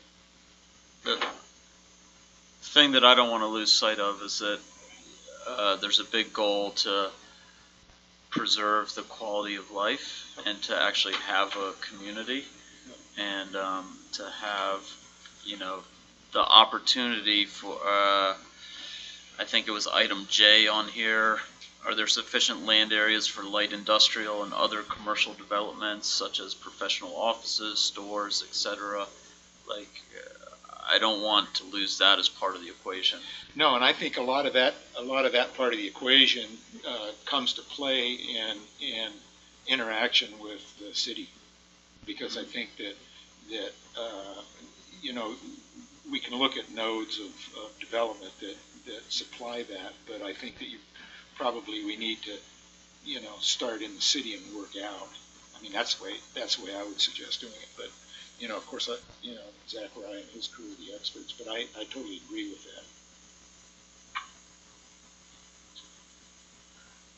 that. We did have one citizen comment on the item. Salona, if you want to come up and introduce yourself, the mic's all yours. Sorry, I couldn't read your writing.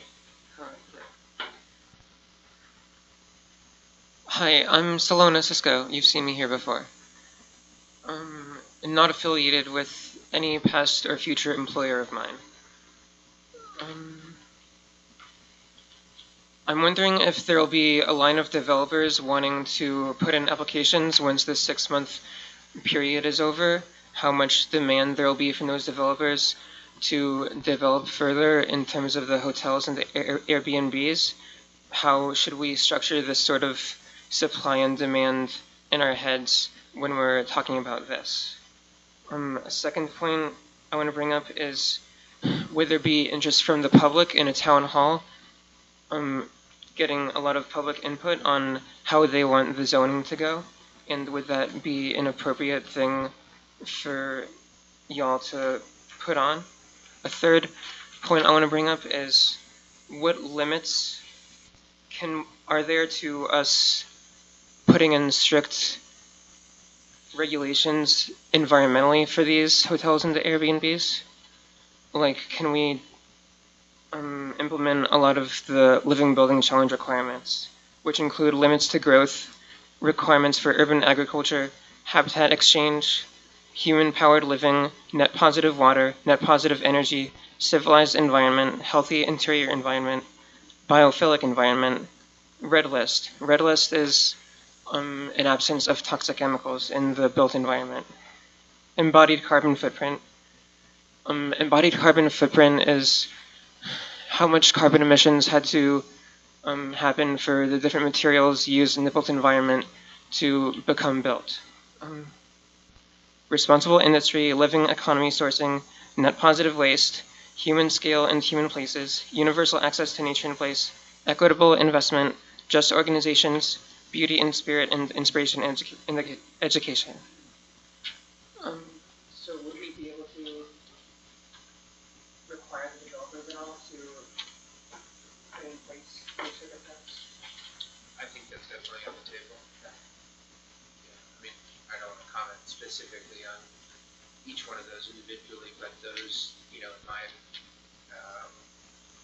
opinion, are just like any other zoning standard. We require certain performance standards to be met, and those are specific versions of performance standards that, you know, if this body feels are in the best interest of our public, you know, they have discretion to have those in.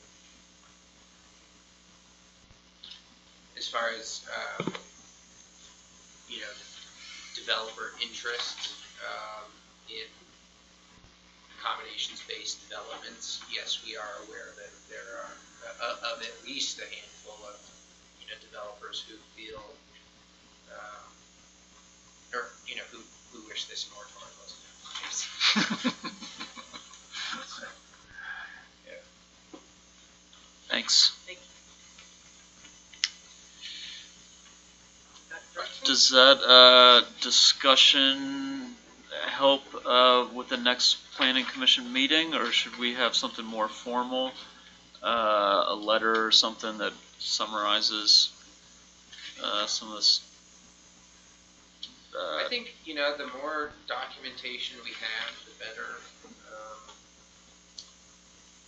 You know, I feel like I've got a decent handle on the next steps. I know at least one thing, commissioners here, hopefully I can translate, you know, that understanding and that sense during the next meeting. So, you know, written documentation would be good to complement what I can provide verbally.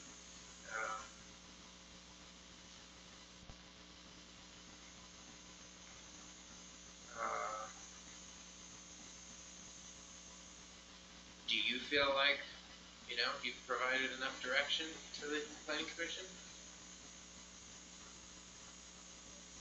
Based on our conversations today and you know, the earlier meeting and now, I mean, I think, you know, one thing that's clear to me is, you know, you would like, and the planning commission would benefit from having a sense of like what the full gamut of their zoning tools are. We talked a little bit earlier today about the need for like a vision statement. I think that would be really helpful to the planning commission, just so that they can have kind of an overarching sense of how, you know, their recommendation fits into your, you know, views on things like a balance of, you know, lodging and other sorts of commercial uses. I have a good sense of the geographic boundaries that you think are, you know, really of interest, basically, that the airport to the county line, you know, should be the places that we start, at least.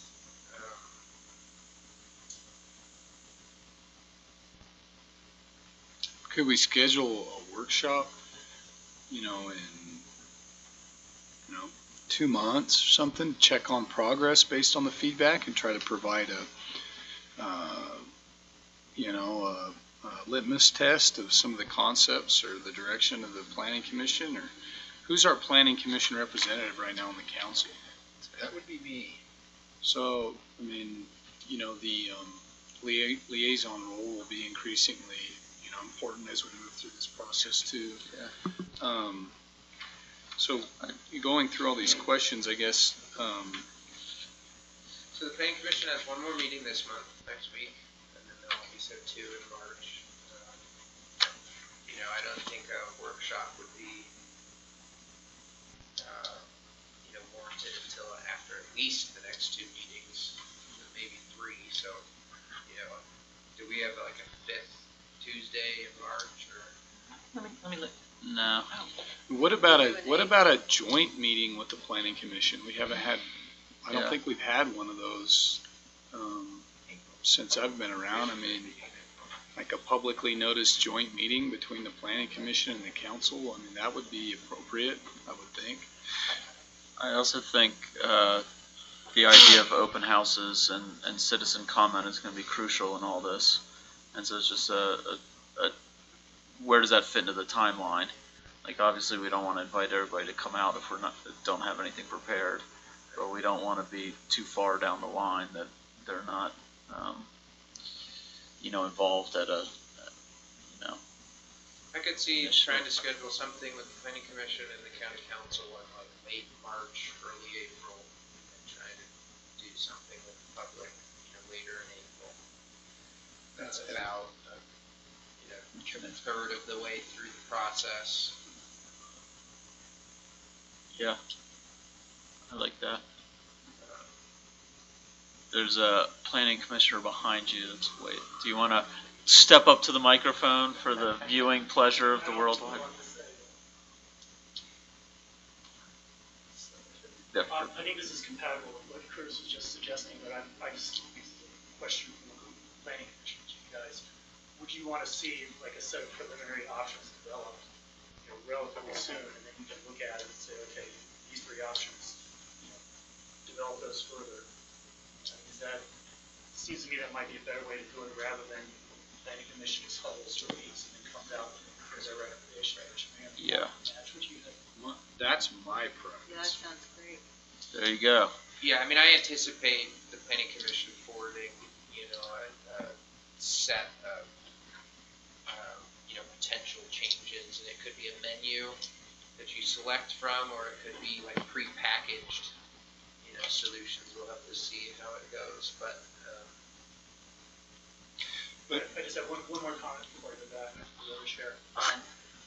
This goes back to the discussion about collaboration between the city and county on this issue. I think the most important thing to collaborate on the city with is like these open houses. We should ask the public to cover like multiple redundant events when the issues being discussed have quite a bit of overlap. So even if we don't collaborate on the city of anything at all, I think we should at least share these sort of public meetings. And I think if we drive that, if we're like, hey, we're looking at this date, will you be ready by then? Then that might kind of keep the I ran ball this by rolling. one city planning commissioner, and the response was, that's a great idea because the county's better than the city. Kevin, I have a question for you. Based on the comments that you've heard here today, and assuming that those comments get back to the Planning Commission, the way that we all would like them to, do you feel that that's enough of an input to the Planning Commission to begin doing what we sort of charged you with through the moratorium?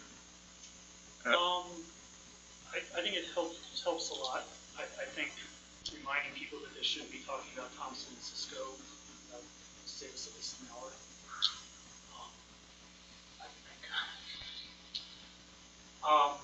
You might. I thought the discussion about just how. Maybe I shouldn't try to answer that question. It's tricky because I think we want to go into as much detail as we can, but if time is divided, we don't really know how much that is. In an ideal world, we could stretch the moratorium as long as we wanted and do this super good job. But we have only 6 months, and there's going to be some issues that are discussed in detail, and others that might be relevant that we just need time to address. Deciding which of those is high priority is a tricky business, but I commented Zachariah to guide us through that. But I mean, if I guess one of the primary questions I had is that chunk of real estate small enough? I think so. Cutting that out of the whole Grand County, is that small enough for you? The number of acres that counts, it's the number of different zones there. Yeah, I understand that, but I mean, I'm just saying that if we send that back to the Planning Commission, are they going to still be overwhelmed by having to deal with that? Yeah, and I don't get the sense that this notion of being overwhelmed has anything to do with geographic boundaries. It's the web of related issues. Well, it's true. Yeah. Right. Yeah. I mean, the geographic areas, at least in my opinion. Well, but it does lend itself to a number of other options that can be put forth. While I'm sitting here, I'm also just jotting notes to myself, and I think, it would be helpful for my staff and I to try to put together kind of a draft progress timeline. And that'll help us also determine what's feasible. Yeah. So I probably should have started on that earlier, but I'm just arriving at that conclusion now that I think I'll get to work on that. Like 6 months and then work back. Like if we're gonna do this in 6 months, we have to be here then, and then we have to be there. Yeah. Great.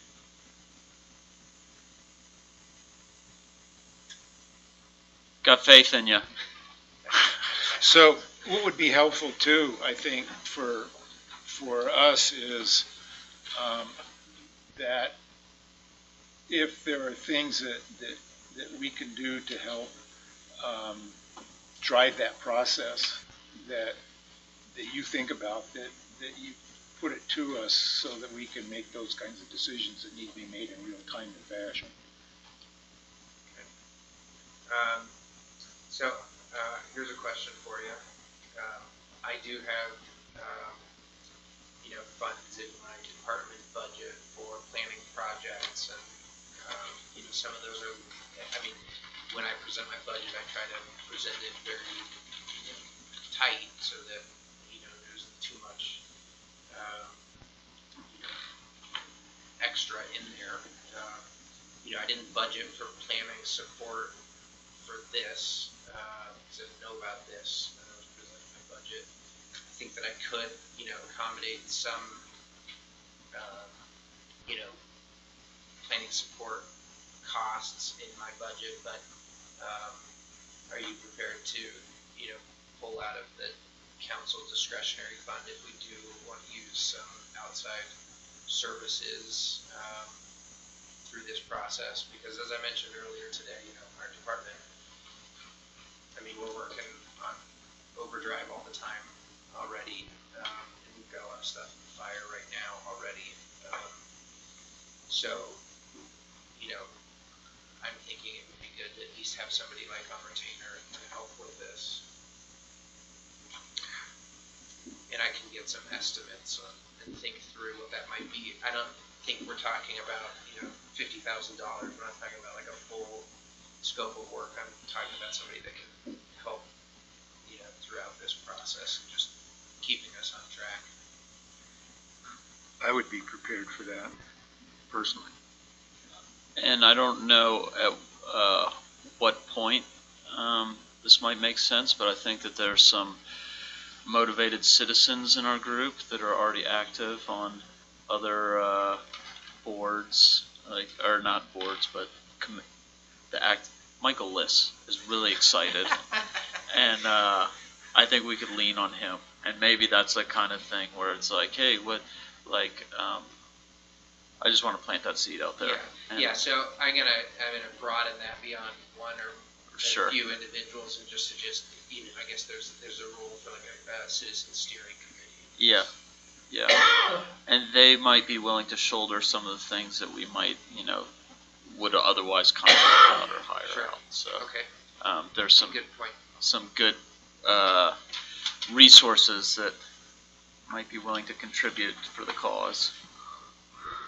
That's a great point. The only other thing I might add is that, and I'd be willing to help work on this, but I think that if we can put together a vision statement for this, that would be key. And not to completely switch gears, but apparently in the past, there was a consultant that came in and was working on that, and then it was never galvanized and finalized. So they are kind of familiar with, and there's a lot of, in the general plan, there's tons of visions that are outlined, but they haven't been reduced to a couple sentences or whatever. I also see that as a priority, not just for this project, but to kind of have a vision so that when we are making big moves like this, we can quickly go, is this part of our vision or is this not part of our vision? So we're talking about the vision and mission statement for policies for the county, right? Yeah. Level. Right. Yeah. But you're hoping that this will help influence the zoning issue? Well, I think if we had some kind of vision of having an intact community, then we can kind of point to that when we say, hey, we don't want to have runaway tourist economy that's wiping out our culture. If there's some kind of vision like that, then we can refer back to. Yeah. If our vision is that we value the scenic, wild spaces around us, then we're not just gonna pave it all or whatever, So it's and that's kind of getting off on I think it's a bigger thing. I don't think it needs to be a huge thing. I think that there's, if we want to pick it up from where we left off, there might be something there to kind of run with, but. Do we have any idea where that information is? So it was at a council retreat. I wasn't the administrator, so it's been more than 7 years ago, but it was actually just a 1-hour introduction over lunch about what the company could provide. This is all the company does. It's vision, So- mission, values statements with organizations. Do we need, I mean, Zachariah and I did the mission statement and values for USU Moab. It took us probably like a couple emails, and then took it to the board. Do we need to hire a professional to come out with it? I'd be willing to work on that. Great. And bring something to council. I like it. I'll pick through the general plan and then Yep. simplify it. Try it. And while you're volunteering for stuff, do you need to give a letter to as our liaison? Do you want to do a kind of give something written besides Zachariah's notes to? Well, if I could borrow Zachariah's Sure, notes so I can yeah. remember what I said, yeah, I'd be Yeah. happy to. Sure. I think we could probably put something together, Yeah. and then run it back by this county council and make sure it reflects what you want to communicate to the Yeah. commission. And at this point, with just getting the ball rolling, that's what I'm more interested in, and I don't need to like micro get into every little thing. I kind of like the option of let's get a spectrum out here of like, no, this is too crazy, we're not going to do that, and no, this is too crazy on this end, and we're not going to do that, and then fill in the gaps in between and just see what our options are. Okay, started on that, okay. Any further discussion? Should we move on? Discussion item R, continued discussion on identifying proposed legislation of interest. Oh, I think there might be a gentleman in the audience that has waited all night for this public hearing, am I right? And I would recommend that we do the public hearing, that we switch S to R. is that a motion? So moved. Yeah, so that he can, I just started realizing, what are you doing here? And then I thought, he's here for the public hearing. Well, you had to wait till after 6. It's pretty close. So anyway, and then we can talk about the legislative stuff. Is that okay? So moved? You moved it? I seconded it? All those in favor? Aye. Next up, item S, public hearing. What was the vote on that? Unanimous. Do I need to open this? Is this, time is now 6:25. We're opening a public hearing to hear public comment regarding the creation of a public land corner preservation fund to be used only to pay expenses incurred and authorized by the county surveyor and the establishment, reestablish, and maintenance of corners of government surveys, and imposing a fee of $20 for filing maps in the county surveyor's office under section 17-23-17 Utah Code annotated subdivisions, road dedication plats, and other property plats. Lucas Blake. All right, thank you. The reason this came about was when I was running for the county surveyor position, it came to me about a grant for the state that was set up, monument replacement restoration grant, and having this ordinance is a requirement to get those grant monies. So just kind of go through a little bit. The ordinance is part of state code that can be set up by the county legislature if they choose to do so. Section 23 of the state code's county surveyor section says you got both two areas in here. Section 19 is county committed to establish public land corner preservation fund. Use of fund and be scheduled to file maps. So this is just set up so the money is actually set aside for survey stuff instead of going to the general fund that stuff. And part of that is I'm proposing to also increase the fee to $20. Currently is at $10 a document. And so that kind of covers that, which is in the gist of it, I guess. So where does that fee come from? It's a good question. And so in sections 17 of the code, I kind of got it out here. Each land surveyor making a boundary survey of land within the state to establish or reestablish a boundary line or to obtain data for constructing a map or plat showing a boundary line shall file a map of the survey that meets the requirements of this section with the county surveyor designated office within 90 days of the establishment or reestablishment of the boundary.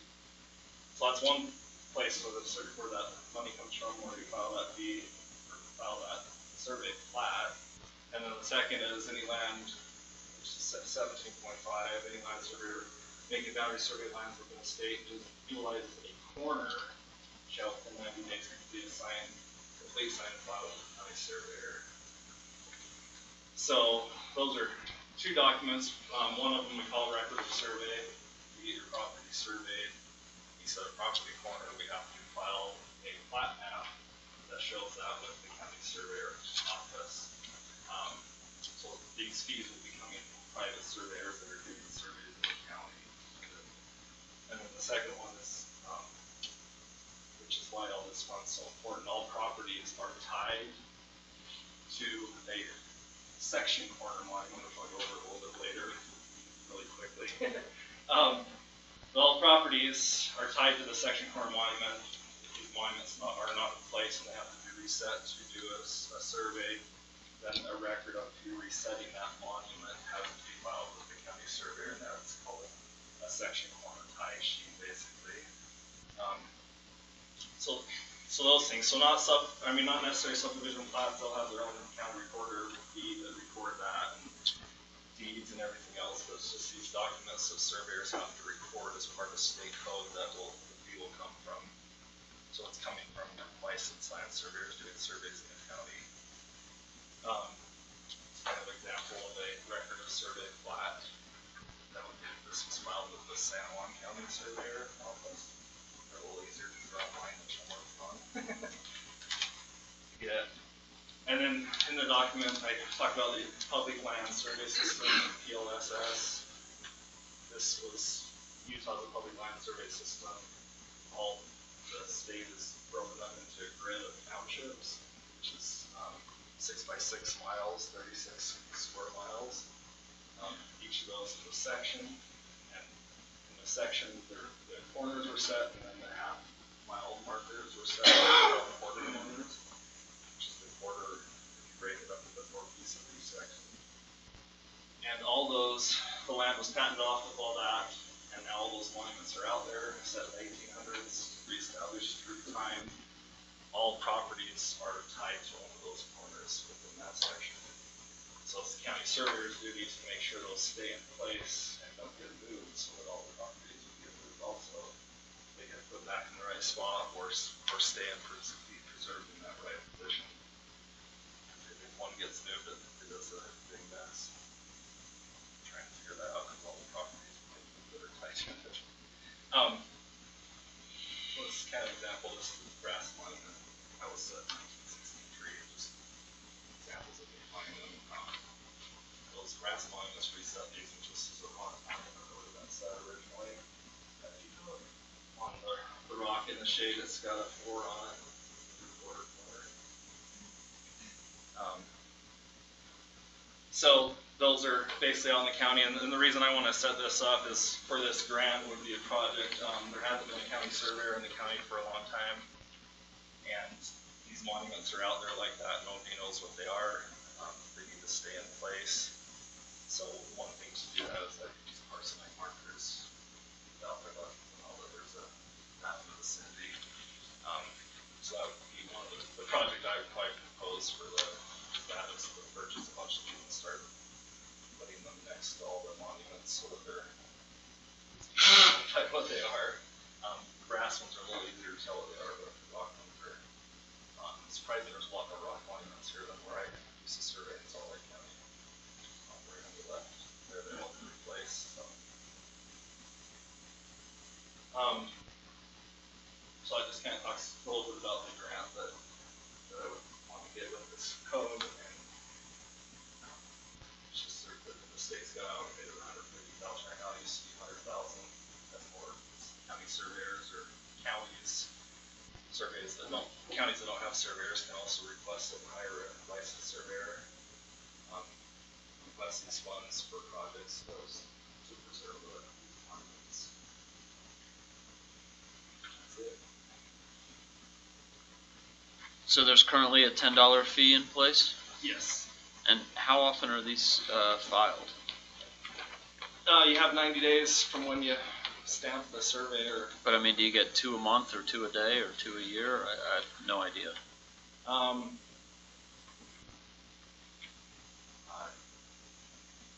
Me personally, with my business, we probably do like 150 a year. Okay. A year. And that's I don't know what percentage my business does in the county, but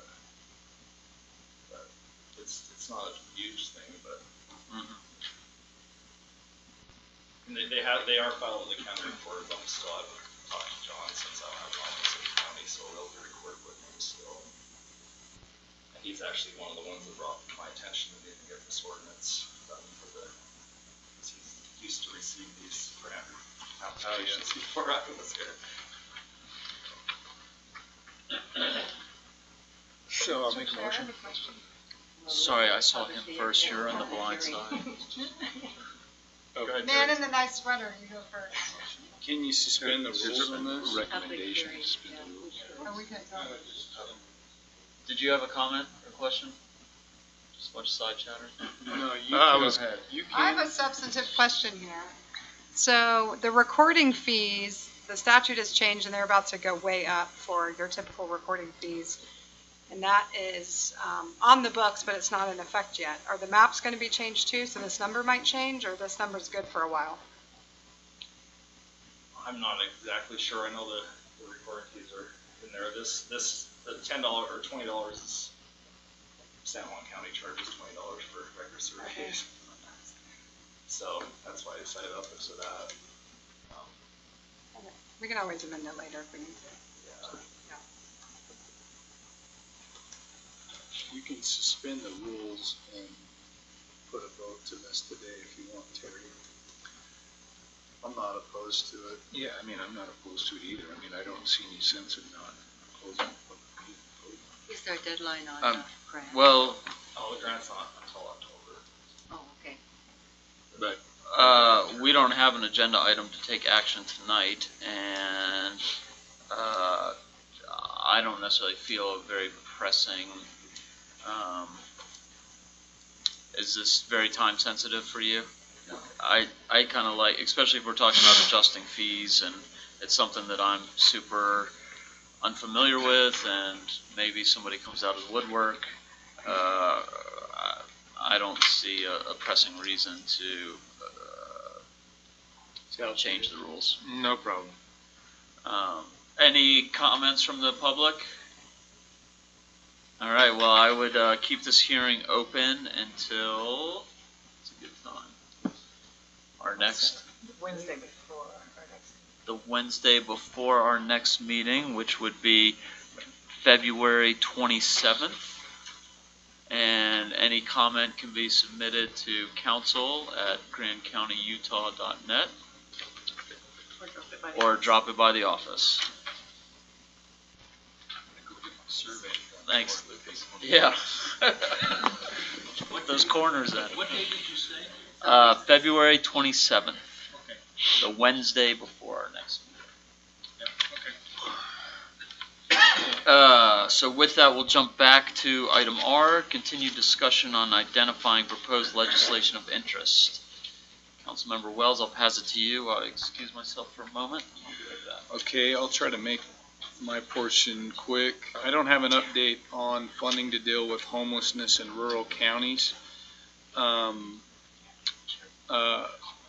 We did make the official request to the Legislative Appropriations Committee last Tuesday for $1.5 million for the USU Extension funding. Myself and President White, Dr. White, who's the VP of Extension. And there were, I believe they said, over 100 and some projects forwarded to that committee, and we finished second on the list, which is a huge accomplishment. And a big thanks to Senator David Hinkins for ushering that. They did reduces to 1.2 million from the requested 1.5, but USU was very pleased with that. And so that's a really good thing, is another box to check for the USU Moab project. Yeah, the UDOT funding support, I'm waiting to see what the size, as everybody, the size of the bond is going to be for the Transportation Commission, which outlines how much funding will be available for projects. So that's kind of a more informal thing that I'm working with some transportation lobbyists that are friends of mine. A couple years ago, the state approved it was like a $1 billion bond, and that's where the 100 million was set aside that we received funding that ended up the city received 10 million for downtown funding and the study money for the bypass. So it's basically another round for that, but with the Spanish Valley multi-use pathway, I think at 2.8 million, storm drainage. I'm just working with a lobbyist to see, how we can get some of that funding set aside for Grant County outside of those hotspot funding programs. So it doesn't hurt to try.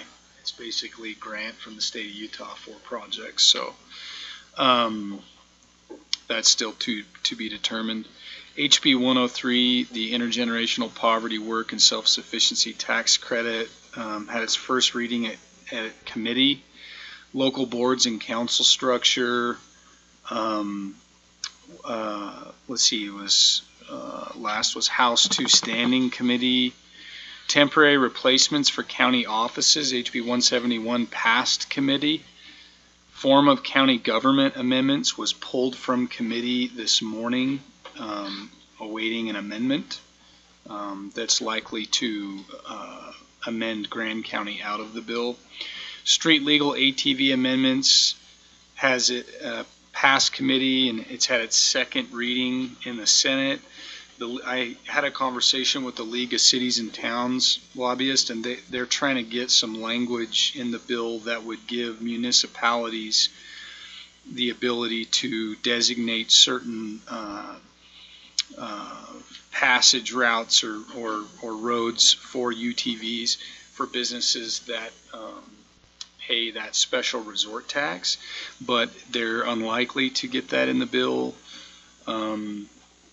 based on what I've seen. That's basically something that's probably driven from the city of Moab. I don't know that officially, but I would assume. And they're trying to do that every year, but usually these ATV amendment bills are going one way, and the amendments from the league to try to get them off the roads in certain cases are kind of going the other way, so it's kind of against the grain. But that's not something that I'm working on or that the county's working on, to my knowledge.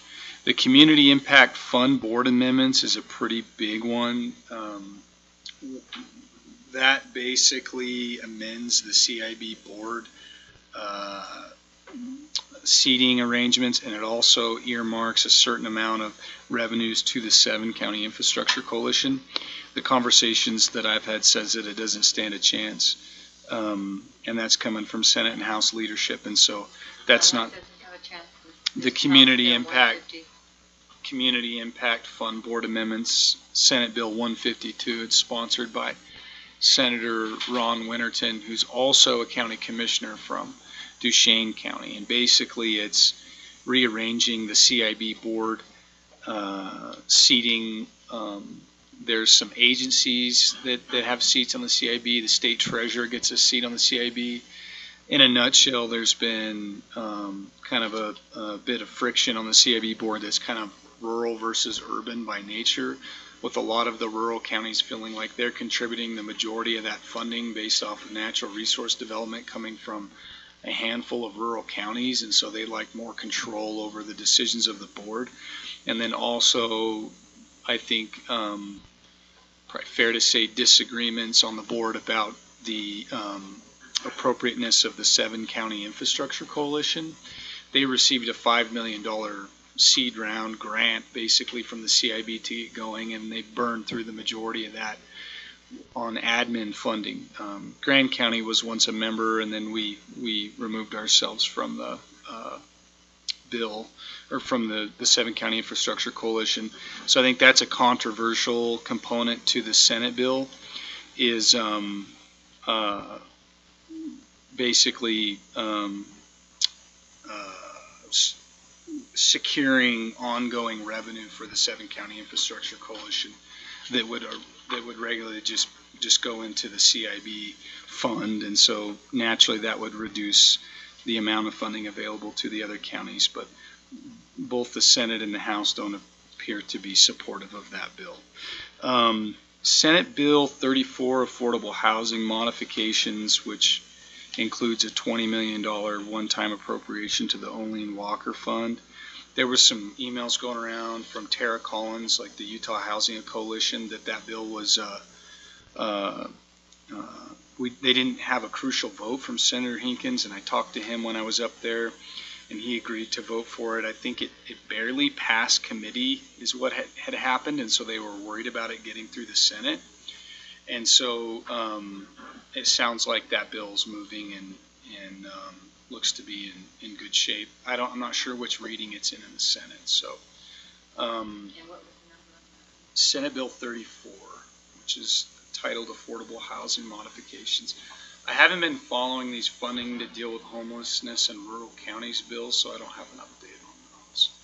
And those legislative issues on our topic list that don't have bills attached to them, there's nothing impacting those that I'm aware of this year. They're just legislative agenda items that we floated out there. So that's my legislative update. Thank you. Thanks for that. Yeah, very good. Any questions? Further discussion? Just Tara Collins is in my office, but Tara Rollins is Sorry. Utah Housing Coalition. Just to clarify. Too many Tara Rollinses.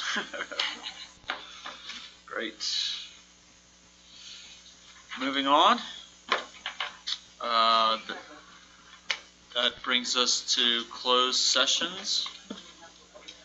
Oh, yes, we will need to close, so while we stop the recordings and clear the chambers and all that, we can have a 2-minute break. 1.5 for you.